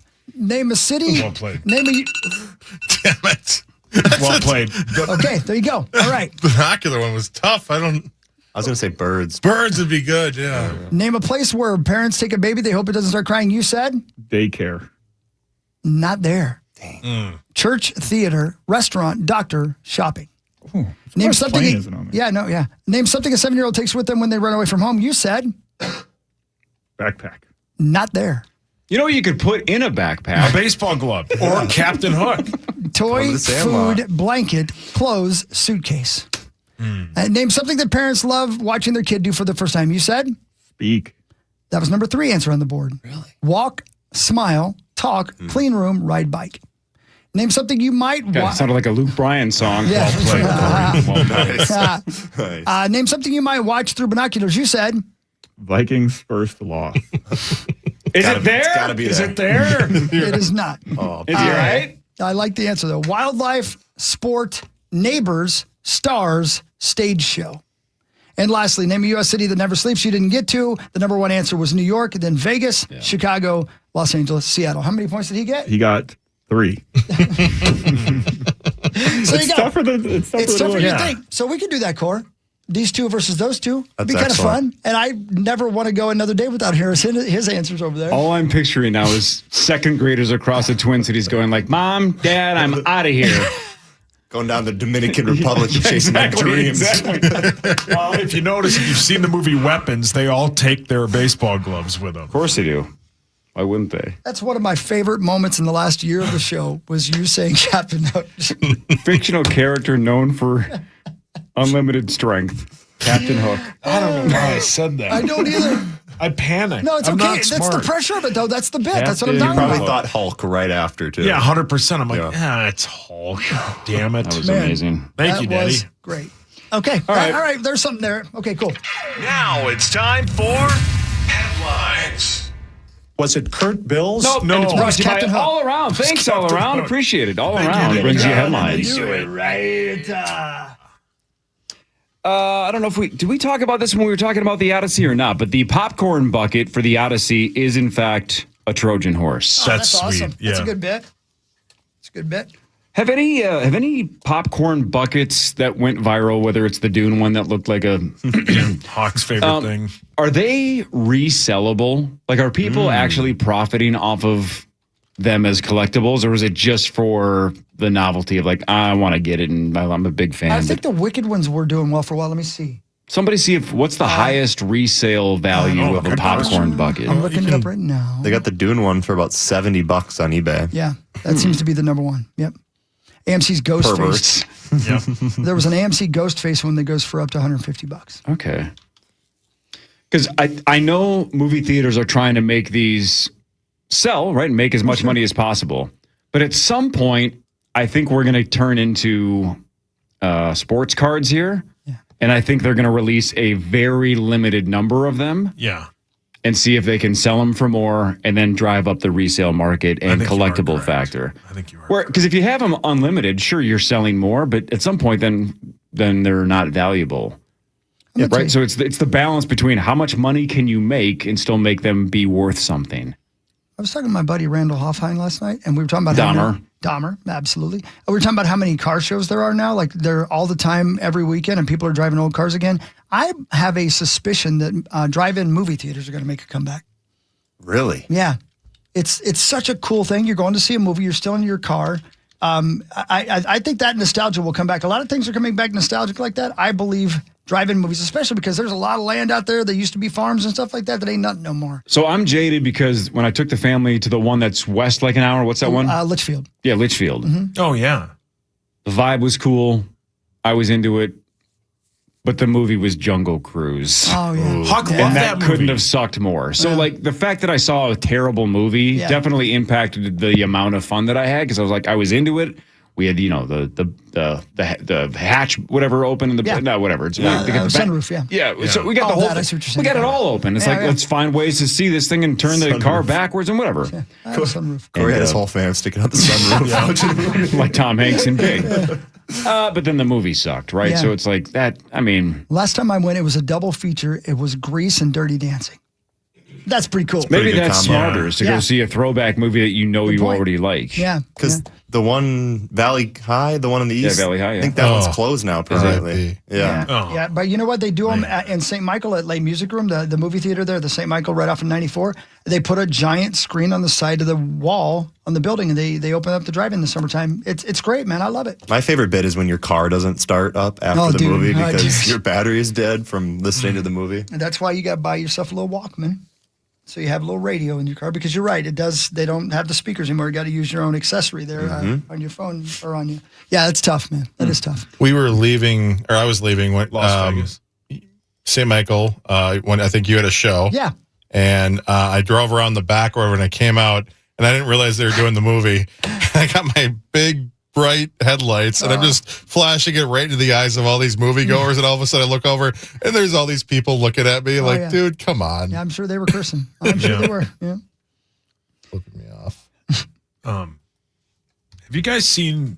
Everybody here is familiar with Jim Peterson, right? He's the best. He got hacked on ex. Twitter. Yeah. Oh, no. And it's unbelievable. Did you see the Photoshop picture of him standing by a boat like this? So good. How's his Bitcoin doing? So it said added a second key, all thanks to crypto trading mentor June Mom 47 for enlightening me this morning on this crypto trading. It's been a blessing to me. I'm grateful. And most of them are just like pictures of houses and cars, and then one is an AI picture of him next to a pontoon doing like holding the keys up or something. It is all time hilarious. And I'm sorry I had to come at the expense of getting your ex hacked, but so funny. Yeah, but the first one was like, got my dream car. It's just a G-Wagon. Thanks to June Mom, the crypto trader. There's a bunch of emojis too, and I'm like, Jim Pete never uses emojis. Yeah, poor Jim Pete. I did text it. I was like, I think your ex got hacked. And of course, I was probably like the 9th person to text him about it. Of course he knows, but yeah, pretty funny. All right, this next sentence, I guess I could say I never would have imagined I was going to say something like this on the radio, but I didn't even think this was a possible sentence. You know what I'm saying? Yep. Mm-hmm.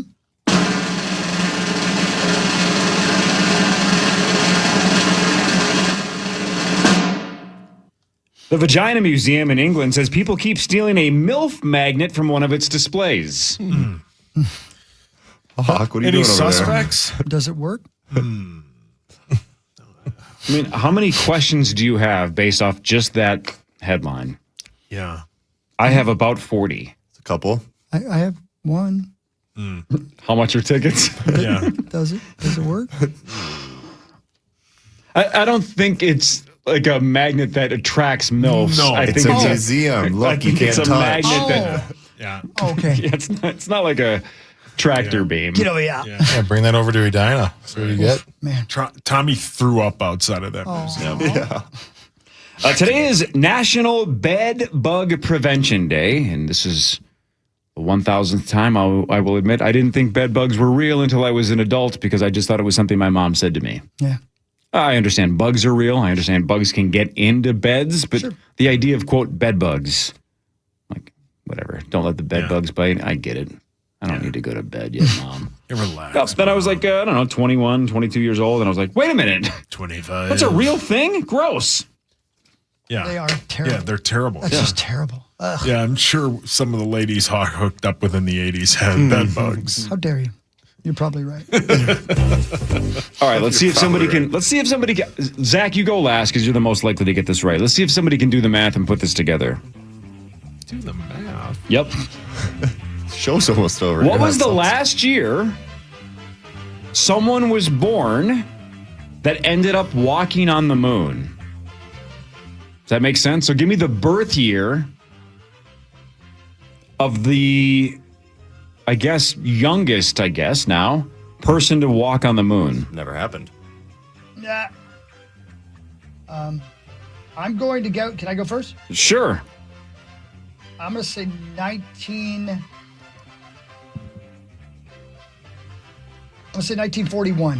1941. I'll say 46. 46. Never happened.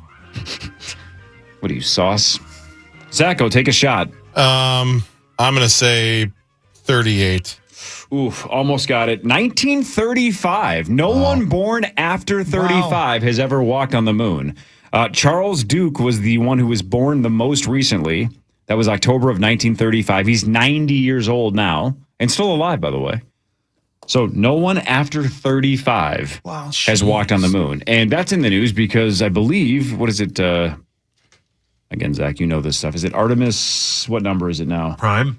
No, they just announced they're going to send a group of 4 to the moon to actually land on the moon. And I think they just named the astronauts. Was it yesterday? It's like recently.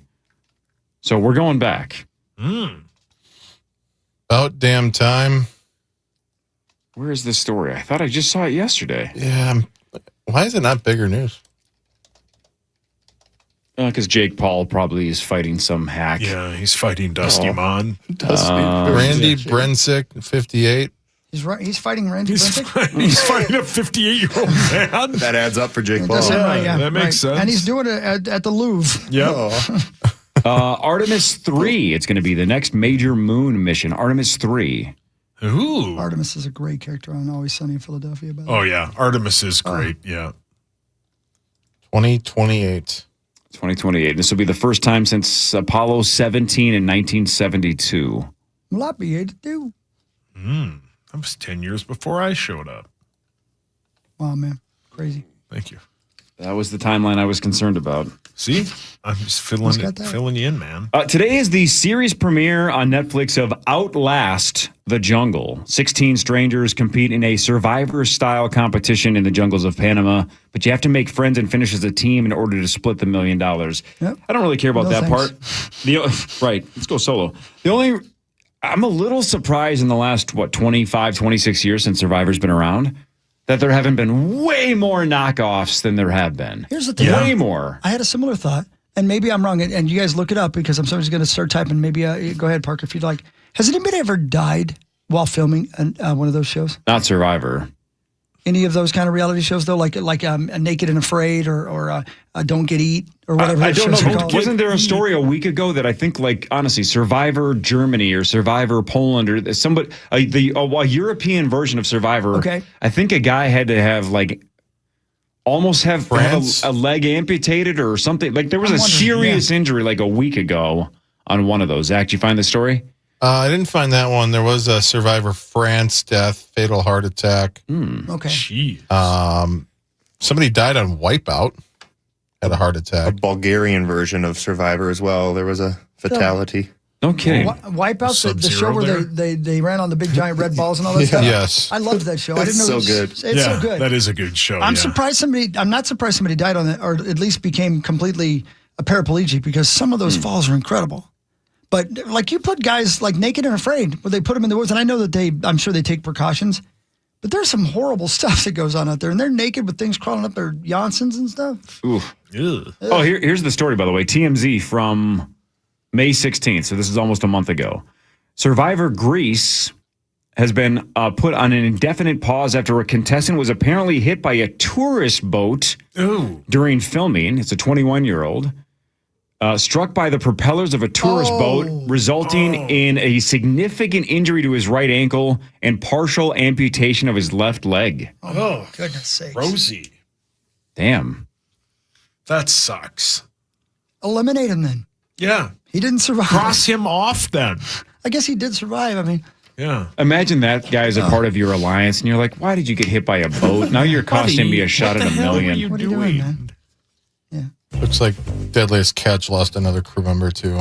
Oh, yeah, okay, yeah. That one adds That's up. more of a reality show, though, right? Isn't it? Is that Yeah. a contest? It's not a No, contest. Okay, it's a reality show. Yeah, right. All right, I want you guys to see if you can figure this out, too, based on how long she's been a part of the pop culture landscape. Okay. Today is the birthday of Kate Upton. Nice. Justin Verlander, right? How old do we think she is? Think of how long you think you've known about her, and then do the math and see if you can figure out how old she is. I'm going to say 41. 40. 43. He was big when I was in high school. Still big. Yeah, I would say probably 1980. So 40, something 44. Anybody right? Close? Anybody? No. Really? Let me double check just to make sure this prep service is correct, but hang on. 50? No, this is correct. This is how young she must have been when she broke through and got big. No pun intended. Wow. She's only 34. Wow. What? Yeah. Wow. 34. She was born on this day, June 10th, 1992. She has never seen the Twins win the World Series. No. Not once. No. Yeah, yeah. She's watched her husband win it, though, I think. Yeah, I'll tell you what, yeah. he's seen the Twins. Oh, yeah. Perfect boobs. They really are. Yeah. I'd also like to see her topless. Wow. Is it a Libra who thinks she's disgusting? Well, no, not I don't disgusting. think disgusting. I think he said overrated. He was a little confused why she got to be on the cover so many times at Sports Illustrated. What are you confused I about? showed him Funny, multiple 'cause- pictures. Yeah. I'm not confused at all. Yeah, it's on the background Yeah. of Hawk's computer. He's not confused, and he's confused. Yeah, even Tommy, I think, is a fan. No. No. Yucky. Yeah, yucky. He's out tomorrow, by the way. What? Well, Yeah, finally. It's finally. about time. Good for Finally. him. Live your life, Sass, Tommy. okay? We all support you and love you. We love you, Sass. Best of luck in your journey. No, he's not on the show. Oh, he's stop off the show. believing. Oh, got it. That makes more sense. I was going to take tomorrow off too, maybe. But you know what? I'll stay with you guys. I love you guys too much. Appreciate that. Yeah. I love you. No one loves you more than I do. That is probably true. I do. And you barely. 'Cause, but I'm seeing you at your worst. Yeah, you see me naked. And I'm about to see you just get pissed here. Nope. I'm over it now. How'd that first conversation with Abbott go? Great. We're all on the same page? We all are. Oh, great. We all are. That's great. Yeah. For now. Yep. All right, we're back tomorrow, 5:30 to 9. Parker Fox, it's always an absolute pleasure. Best of luck to you. Parker, we love you. And You all got of your big things ahead of endeavors. You know what? I love you We have guys. $10 hopes on you. You're the only one that can go anywhere. Okay. Prayers up. Yep. Something like that. All right. See you tomorrow, 5:30 to 9. 9 to noon is next. Yeah. Things can be rotten, but don't forget.